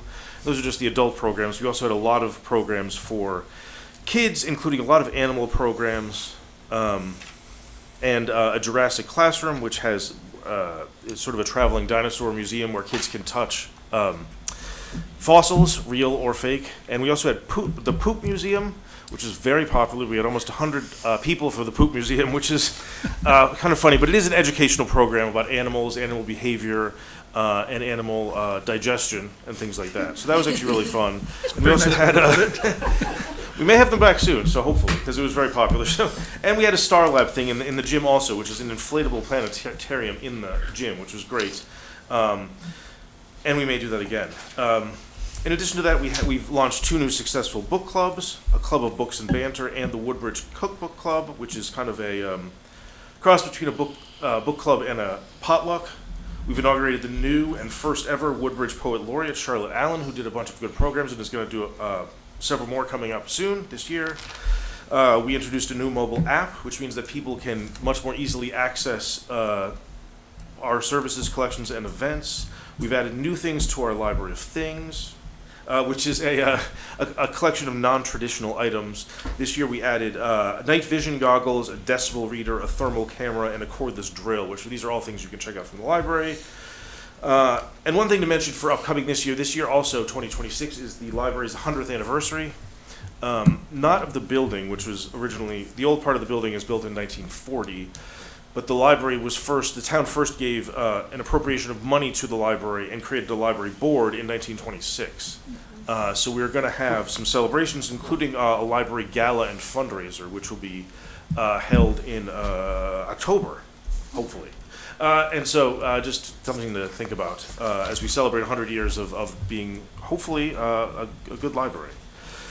To move on to the budget, we have a proposed operating budget of $933,809, which is an increase of 2.4% or $22,212 from the current year's budget. Approximately three-quarters of this increase is just simply based on the cost of living increases for staff, which makes sense because that's about what percentage staffing costs are of our budget is about 75%. We have about $27,000 of cost increases and $5,000 of cost reductions, which is how you get to the $22,000 total budget increase. Of that $22,000, $16,310 is for the cost of living salary increases I just mentioned. There's about $6,000 for increased electricity costs, which that is just kind of blown through the roof. I think it's just increased rates. $2,000 for increased telephone costs. $1,600 for increased fees for our consortium Lion, which provides us with our library software delivery system and ebook collection, or at least a large chunk of our ebook collection. And that's basically a little over a 3% increase, so that's kind of a standard increase. And we did save some money on natural gas and in our line for subscriptions. We saved $1,600 because our vendor, Baker & Taylor, is going out of business, which is bad, but they did charge us $1,600 to use their online platform, so that is kind of good. And obviously, as I say this, I think every time I do this, is that we are very grateful to the Friends especially, but also to other grants and donors who provide us with a lot of money, which means we don't have to ask you for as much. So a lot of the stuff, even the stuff on this piece of paper, a lot of the, again, like all the money, as I said, for the online outdoor movies was paid for by the Friends, basically. So a lot of the programs and stuff we do, we could not afford to do with the operating budget money. So thank you to the Friends and all the donors out there, and we're hopeful that this proposed budget will allow us to continue to maintain a robust collection and programming and high-quality customer service. Any questions? I always have questions, so Sure. yes, I have Yes. questions. And I should caveat this is that I'm extremely high user, not only for myself, but because I'm constantly taking out DVDs for my father, who is at Coachman Square. Sure. But first question Yes. is about books, and your books and movies line. I have noticed, as somebody who likes to read older novels, that they disappear from our library and I have to order them from other libraries. So you seem to have now a philosophy of going through your books fairly regularly and based on readership then putting them out for free. Yes. And so in my time of reading all of, say, a given author's novels and using online and going beyond the Lion system and going beyond, other libraries don't do that. So does Woodbridge have sort of this, in the Lion system, is its niche to be the one who gets more new books? No. Or what's exactly going on there? Because that's a cost. Sure. Well, there's two reasons. I think one is we are totally out of room, essentially, so that we, like, the books stacks are overflowing, or were overflowing, like, say, 5 years ago or 6 years ago, before we started on a project to more regularly read books. So that is something we've been trying to do just because we couldn't fit anymore, and we do buy a fair number of books and other things every year, so they need somewhere to go. The second thing, it is definitely considered within librarianship to be good practice to do regular, fairly aggressive weeding. That is good practice. I think any any librarian in the state will tell you that, and is definitely taught in library school. But I'm asking, in 21 libraries in the Lion system, Yeah. are we buying more new books than other towns? Oh, See, that's what I'm asking, because people can borrow our books too, or I come mean, in it and really use our library. I don't know the answer to that. I mean, certainly there are definitely other libraries who are buying a lot more new books than we do that have a much bigger budget, but those are generally bigger towns. Right. I don't necessarily sense I've never sensed any disparity in that kind of thing, though I've never looked into it. Okay. So I don't have any concrete data, but I've definitely, anecdotally, I can say I think we're all doing it pretty evenly, except for maybe some incredibly small towns who have very, very minimal budgets for anything, Right. including new books. Okay. Yeah. So question number 2, is there have been some very concerned seniors in town about their taxes who've asked whether or not they could, through volunteering, for example, at the library for certain hours at the circulation desk, get a discount on their taxes, which would impact your needs for staffing. And I just wanted to know whether anybody had ever approached you about that, whether that had been discussed. It's been brought up on a general basis, and something that we're trying to figure out if and how it could work. I didn't specifically relate it to the library, Okay. but I've spoken to seniors at the senior center who asked if there's a means by which they could volunteer in exchange for tax credits. And it is something And maybe because they use the library, and they see people behind the desk, it's one of the places, just so you're aware, that people have their eyes on. And I think Okay, the I mean, we commission have- should be aware of that too. Sure. I mean, we have plenty of volunteers doing a lot of great work who we're very grateful for. So who definitely help us out a lot, including with things like shelving books and gathering books and stuff. So whether or not that may be above my pay grade, so to speak, as to whether that could be used to take some money off people's taxes. It's more of a personnel HR Yeah, kind of so thing in terms of how we do it and what we do, but it's being done in other places, so we've got a model that we can emulate. okay, yeah. So, Right. again, not specific to the library, that Yeah. could be used at the library, but it could be used here, depending on the expertise of the individuals. So, and then that goes to yet another question about your staff, which is that I have gone in there and I have a question about why there is at this stage, I mean, it was built 20 years ago, the library, but there is now in the main floor, I'm not talking about upstairs, there is a desk over by the DVDs and CDs, which is more, if you've got a question and a research. Oh, the reference desk, yes. Yes, the reference desk. Yeah. But what does that person do when there isn't somebody asking a reference question? And is there a way to reduce our staffing and save money by having all of that reference stuff done in the same area as the circulation so that you have people who can do more than one thing? And I'm sorry, I have to ask this because right now our budget is 8.71% mill rate increase, and that is not a good place to be. So I'm asking these questions. I understand that. Yeah, I mean, those people are obviously doing a lot of stuff. I mean, I will say that is formerly the reference desk. I would now call it the adult services desk because it does everything. That department, which is 4 people, does everything for adult services, including all of this programming that is on the sheet, was done by them. And all the books that are purchased by them. I mean, they're all professional librarians, which you need to really do to do the book purchasing. So, and they also do a lot of other things like technology help and things well at that desk. But again, there's a ton of other stuff they're doing that is not, strictly speaking, reference. Because I will agree with you that reference is something that has, over the past probably 20 years or whatever, because of the internet, become less important. But that is one of the reasons we transitioned that department from the reference department, which is what it was when I came here 10 or 11 years ago. It was called the reference department. But I, with the Library Commission, transitioned that to be the adult services department because there's a lot of other things they can do that is not just the reference stuff. Again, the programming stuff was formerly handled in a different department, so we kind of like merged that. So they are doing, again, a ton of stuff that is not just reference, basically.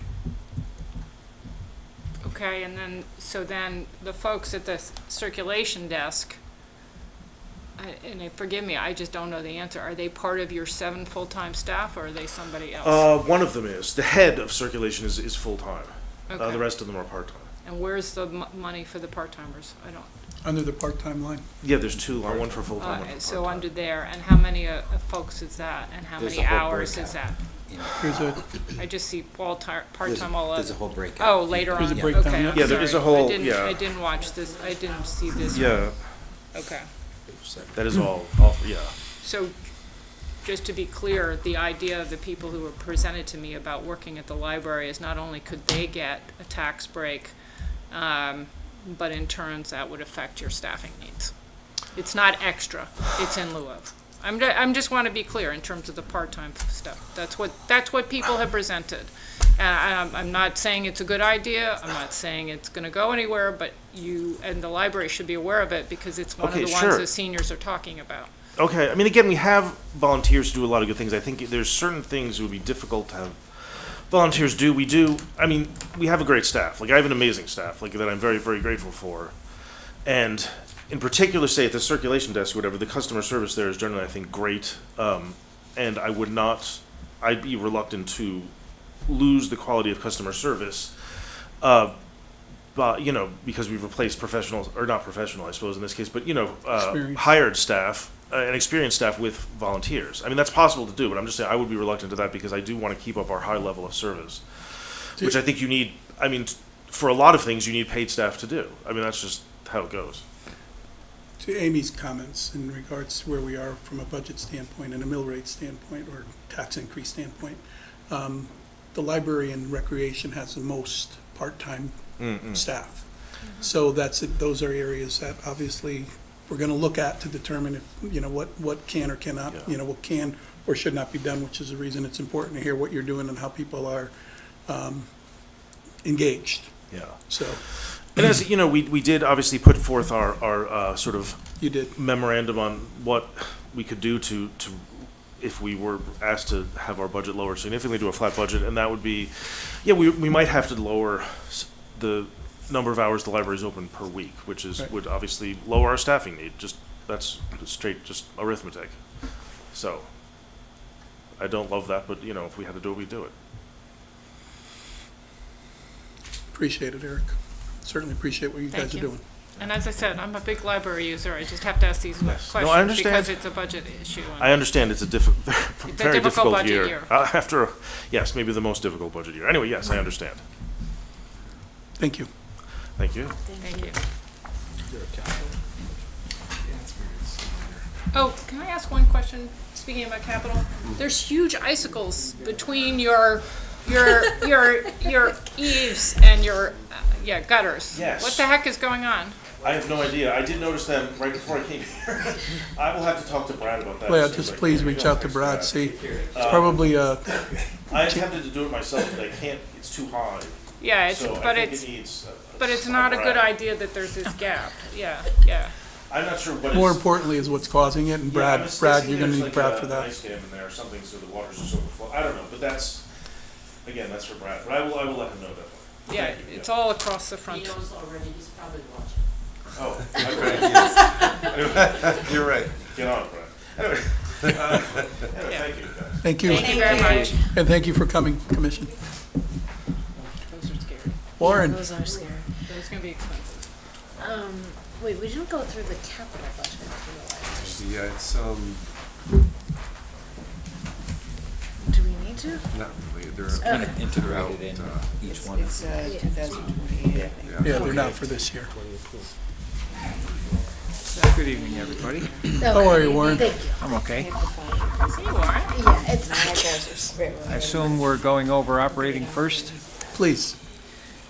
Okay, in Public Works, there's not a lot of changes. We try to maintain, there's a few items that are increasing. Obviously, the contractual things are written down. The buyback time has been modified, a reduction, because we typically don't have everybody utilizing the amount of time the way it's calculated out. The engineering services, there might be some questions about that because of new things that might be coming up, but at the time that the budget was prepared, it wasn't really showing anything there. The big change would be, with the professional service, or the 53610, which is the contract, that's our processing of our stormwater, the drainage water at the facility for the oil-water separation. It's all retained, and the fees associated with that, there's a couple things. The tanks are filling more frequently, and the fees associated with that are going up. So there's a adjusted increase. We found out That's in that the building itself, you mean?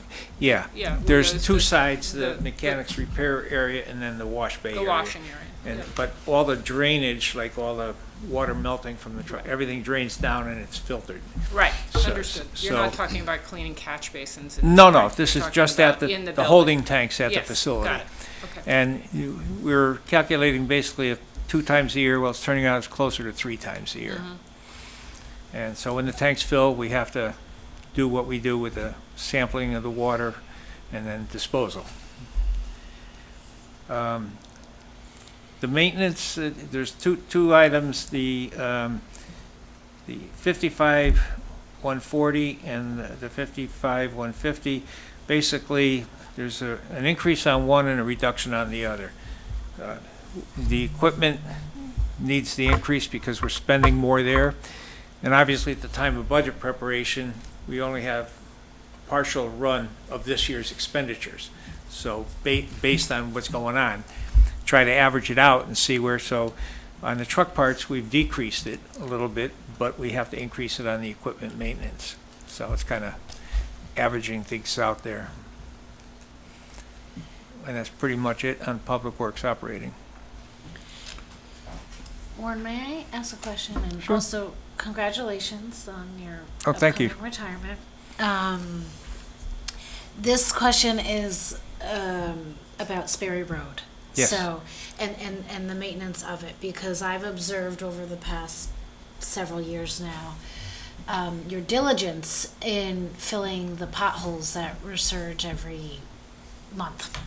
And I'm wondering if you've ever done, because I want to capitalize on your institutional knowledge before you leave, if you've ever done a cost analysis of the time, materials of your process, and if it might be more cost effective to get materials that might work more long term in Well, that's kind of a loaded question. Okay. Because it is a dirt road. yeah, And especially on the north end of the road, yes, it's moist. yes, And it's so, wetlands. and the freeze-thaw cycles and everything else, but just passage, you get more of the, I wouldn't call them potholes, but they're bigger divots, and the ride is somewhat annoying. Yeah, At one point in time, we actually bulldozed the road, graded it off with the contemplating of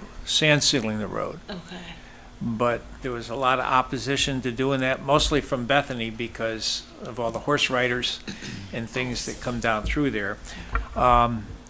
We do have opportunities on the whole road now.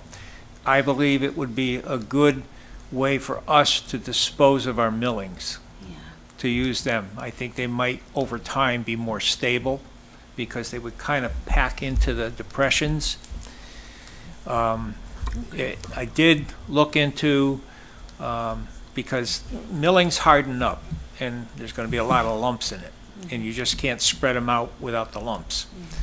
And so we were going to run it through like a crusher, screen it, and then apply it like you would pavement, just to get a base down on the road. So it would improve everything from watershed and the very thing that you're talking about from the erosion and the potholes. and would it then ostensibly function like a paved road, or it's still It's a gravel. pervious? It's still gonna move. Okay, good. I You mean- probably, the rideability would be noticed probably the same. okay, We don't know how it would hold up, that's the thing.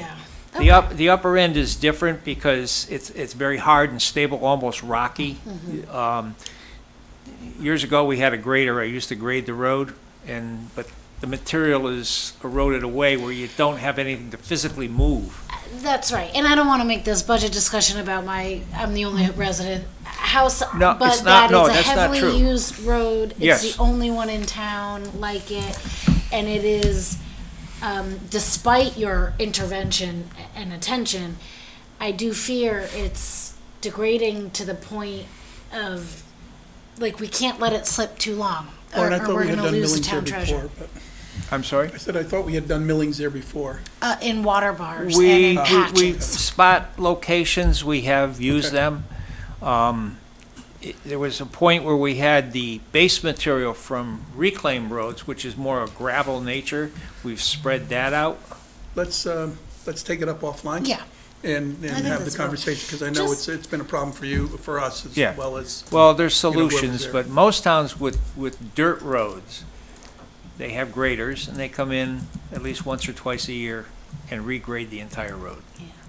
So there's, let's say, a machinery solution rather than a material solution that might be looked into. I wonder if, does Bethany have a grader? No, not to my knowledge. When we Thank you. see highway salaries, just for history, Yes. it looks like we had a pretty sizable increase for this year's budget for fiscal '26. Well, it's based on the Did number we of. add personnel? I or- can tell you, it's No. because oftentimes in prior years, there's either vacancies or injuries where Okay. we're not paying the full salaries. Oh, okay. And so when we budget, we budget for a full salary. Okay. Like if there's an injury, then it's Got most it. often injuries. We get reimbursed by our insurance. Workers' comp. Workers' comp, Okay, right. so 24 and 25 were artificially low. Correct, Got it. correct. Okay. And that carried over to other portions of the budget as well. Right. thank you, Warren. Any think more we go to questions on capital Public now. Works? I'm sorry? Any more questions on Public Works? I think we can move to capital unless there's more questions. Well, you want to deal with waste management, Yeah, or you waste want to hold off Oh, until waste we get management? there? That sounds fine. Let's do waste management. Okay, Well, it's, it's up to you. it's connected to I capital can't see what you're projects. looking at, I'm Yeah, going by what we're I looking have, at so. Capital projects are there, Mika. Yeah, So you want to do capital and Capital's a different, Public Works? that's fine. Okay, well, there's a lot of what I'll call changes in the budget. I gave a breakdown sheet, the way I look at it, so maybe you'll have a better understanding of what the requests are about and how the money would be utilized. Starting at the top of that breakdown sheet, the most important thing is to have a reserve, so when something fails, we're not taking that big spike to make the purchase of the equipment. So I've always been an advocate of trying to have a reserve fund build up to the purchase price. And given time, predating the actual expiration of the effective life of a piece of equipment, you know, so you'll have funds available without taking a big spike in a particular year. This year in particular, our backhoe, we've had significant downtime and availability. It's kind of like the heartbeat of the department if you don't have the equipment to go out and do the work. And when you're ready to use it, if you have a breakdown and parts can't be obtained, it sits in the shop or in the yard until the parts are required. And given the age of the equipment and, let's say, the expense that we incur to keep this stuff running, replacement is almost becoming mandated. So the backhoe is the big spike for this coming year. That's the 115, Warren, correct? Yes, yes. Obviously, the reserve, it's built out based on my previous statement. Right. And you're talking about the 1995 Yes. backhoe, Yes. not the 2003? That's the primary one. The other one came from the country club, and it's got its own issues. That one was actually not as in good a shape as the 95. But the 95 is the one that's been more prevalent to the breakdowns. And our mechanics doing a good job of keeping it, you know, active. Forgive my ignorance, but what does a backhoe do? Well, various tasks. During storms with trees and things, we have the front bucket for grappling. And then the other end, which the actual backhoe, we clean drainage ditches, the end of leak-offs. There's various tasks, install pipe, Okay. you know. So it's used regularly? You could, Almost daily. okay. The one that you have would still be functional enough to be able to use at the transfer station?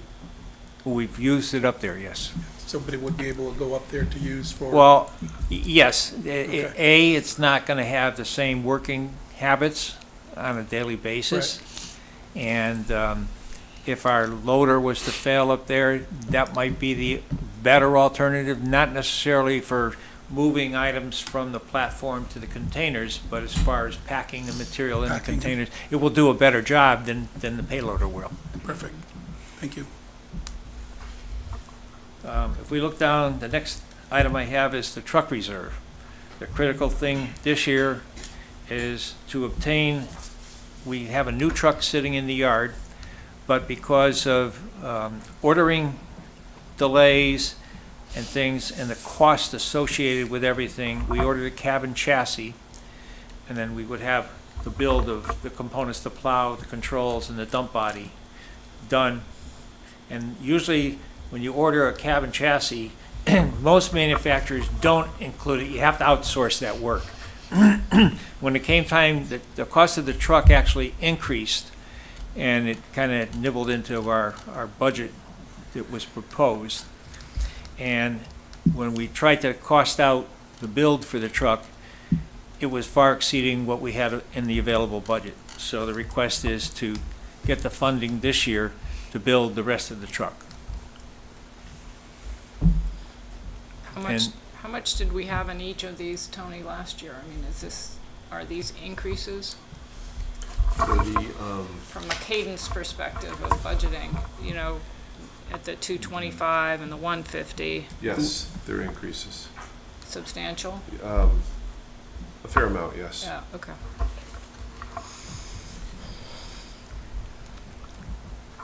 So that's it for trucks for this year.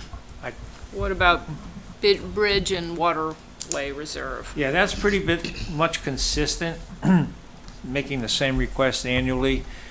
That's taking a lot of hit, and I just got new information just this week, and it was after this was repaired, and it's probably more of a operating issue.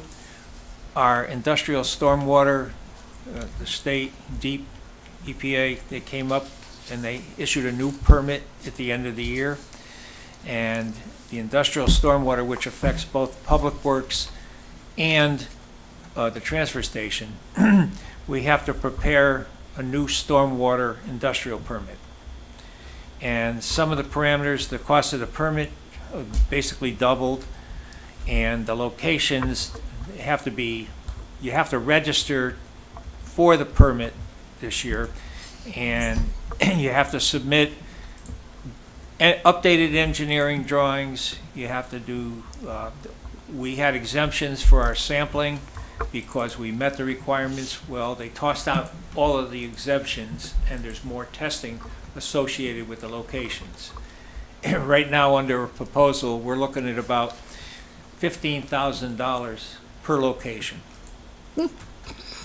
How many locations? 2, transfer station and public Oh, works. okay, so there's just one site per of those locations? One permit for each location. Yeah, but only one testing site? Well, there's multiple sampling locations. Okay, that's what I'm getting Yeah. at. That's why I'm confused. Okay, Yeah. but the 15,000 or whatever is for the whole. Well, that's for the compilation of the general permit fee. Uh-huh. It's the drafting of the information and getting it registered with the state, and then physically doing the samplings. The physically doing the samplings, there's a low end and a high end, and that would be based on the test results. Right. So, but you have to look at the worst case scenario from my perspective, because you could take a hit and not even realize it, and where you're gonna get the funding. So. Contingency. Yeah, so, well, yeah, it could be lower, but right now it's in the proposal stage, and that's the only direction we could go. There may be some of the old information that could be utilized to lower that cost, but until they get into the root of each location, we won't We're not gonna know. and then it's where we're gonna take it. That's why I was holding off on basically saying anything about that, because I don't know where Tony would like to split the funding up, whether it would come under the professional services and the waste management, or whether it would come under this, the waterway issue. Well, all the cost though right now is here, or is it also? Well, some of the cost here is for maintenance, and a lot of this is basically, we use some of it for the stormwater, the MS4. For like an example would be the annual report. Right, but my question is for the permit, or all? That wouldn't come out, and that's none of that is incorporated in there. Oh, you don't have any of that in? No. So you haven't put that in the budget? It came after all of this was prepared. Okay, so that's additional, so you're So gonna have it's to gonna give be us a more in the- supplement. It'd be a supplement to the operating, I believe, unless Tony wants to. No, that's an operating cost. That's an operating cost? Yeah. Okay. So that would be the bridge and waterway. We wouldn't change that. I don't think that there's gonna be anything impacting that then. Well, Andrea and I have to shrink because that's a different term. Well, we can always go further. It's actually a federal requirement, it's not a state requirement. So, okay, got it. All right, is there any further questions on the capital side of things? Want to move into the waste management operating? Please. Okay, like Public Works, there's not a lot of significant changes there. The general professional services would be impacted, which is not depicted in this, but there was a slight increase request. And again, this is where the oil water separator fees come out of, and so those services would increase. And significant repair and maintenance. The facility, we've had some downtime and just tried to keep everything up and running up there because of the age of the equipment. We've got the mechanics, building maintenance, and just the components to keep the transfer station running. That's why we're seeing increases in those. Other than that, the rest of the budget. Now there will be changes, which we don't know. I've tried to pick everybody's brain about cost for disposal services. We're working with COG. There's 3 different units on a fee base, how we're going to, manage our waste, food scraps, composting, and just general tip fees that are impacting. Yeah, the tip fees we've been talking about, and we're almost definitely going to raise the tip fees based on the information that we've been gathering. We'll get into that obviously when Based time on not comes. just Woodbridge, everybody. I think it's across the board. Everybody's having the same issues. Yeah. Yeah. You can't burn it anymore. Right, Has to right. go. There's just Garbage goes out of state. That's the big thing. what you're talking about in terms of, our town's interesting only in that it's half and half. Half people use, they bring their own trash, half the people use haulers. Right. The haulers, we can charge more tip fees for. The people who are bringing their own trash, we don't charge at all. Obviously, we still charge hauling and fees for that. We're still charged. Right. But, And there's other areas within the transfer station. The brush disposal, it's complicated because, how we manage it, where it goes. We can bring it here, stage it, and then have a brush grind, but you have a big fee, and then you have to have the product removed from the location because we don't have storage space. we have to, Warren, have a conversation maybe within the next day or so, since while you're here, but maybe even with Adam. Yep. In regards to the brush and the demolition, I think it is. The demo, The, it comes down to the tip Yeah. fee and the volume. It's the one that Brush we, and demolition. yeah, we're not, like, we charge $10 a load for Right. people to bring their Right. logs and trees and stuff like that. And Right. we may want to adjust that. I think it's inevitable for sustainable reasons.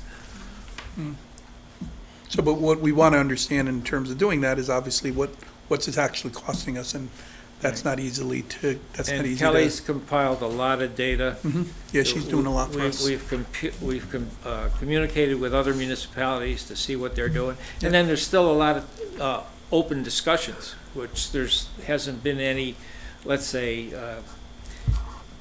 hard choices being made and what direction we're gonna proceed, because Right. there's alternatives.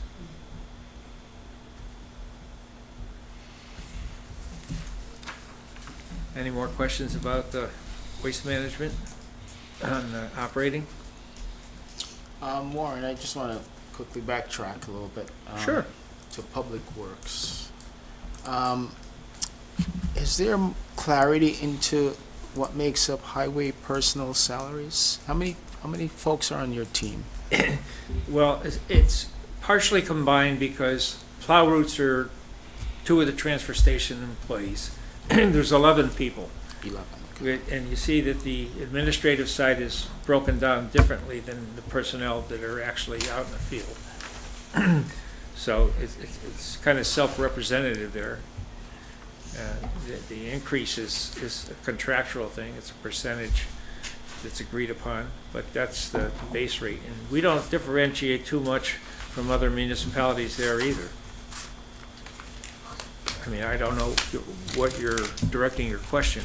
No, I'm curious. It's highway personnel salary. So guys in the field are necessarily doing what? Driving trucks or Drivers, fixing laborers, roads? and they also operate machinery. It's a combination. So why do we use the term highway salaries?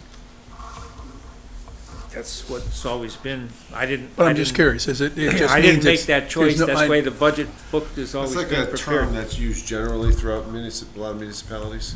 But it Highway references, department, that it they're references in the charge of public works roads. guys. Yeah, it Yeah. could be roadway. Roadways, mainly right, road- okay. I just wanted, roadway work. all I'm trying to do is just, it's our guys. It's the guys who are doing what we're doing. Yes. It's not they're not, Well, it's the whole they're not dealing department. with highways, obviously. Obviously, my position is segregated. right, correct, And correct. the administrative side, the office side of Got things is broken down, and the rest of it is compiled of all the personnel that have to run public works.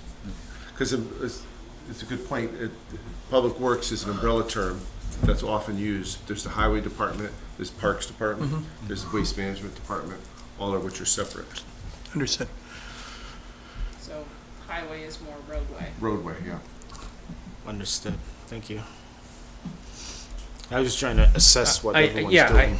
It's a term, because years back, this town used to be called the Highway Department. It got changed to Public Works. So the terminology as far as what's represented on the budget side of things, it's a little bit of a play on words. It's ultimately the same thing. Yep. Just like years ago, I found some old records before our old building was demolished, and they used to call the material that they used to use on the roads the dirt fund, which was all inclusive of sand for summer and winter operations for road maintenance. The dirt fund. Want to get into the capital? Sure. On the capital side of waste management, the 2 critical areas are the containers themselves, which there's always, breakage, metal fatigue, the rust.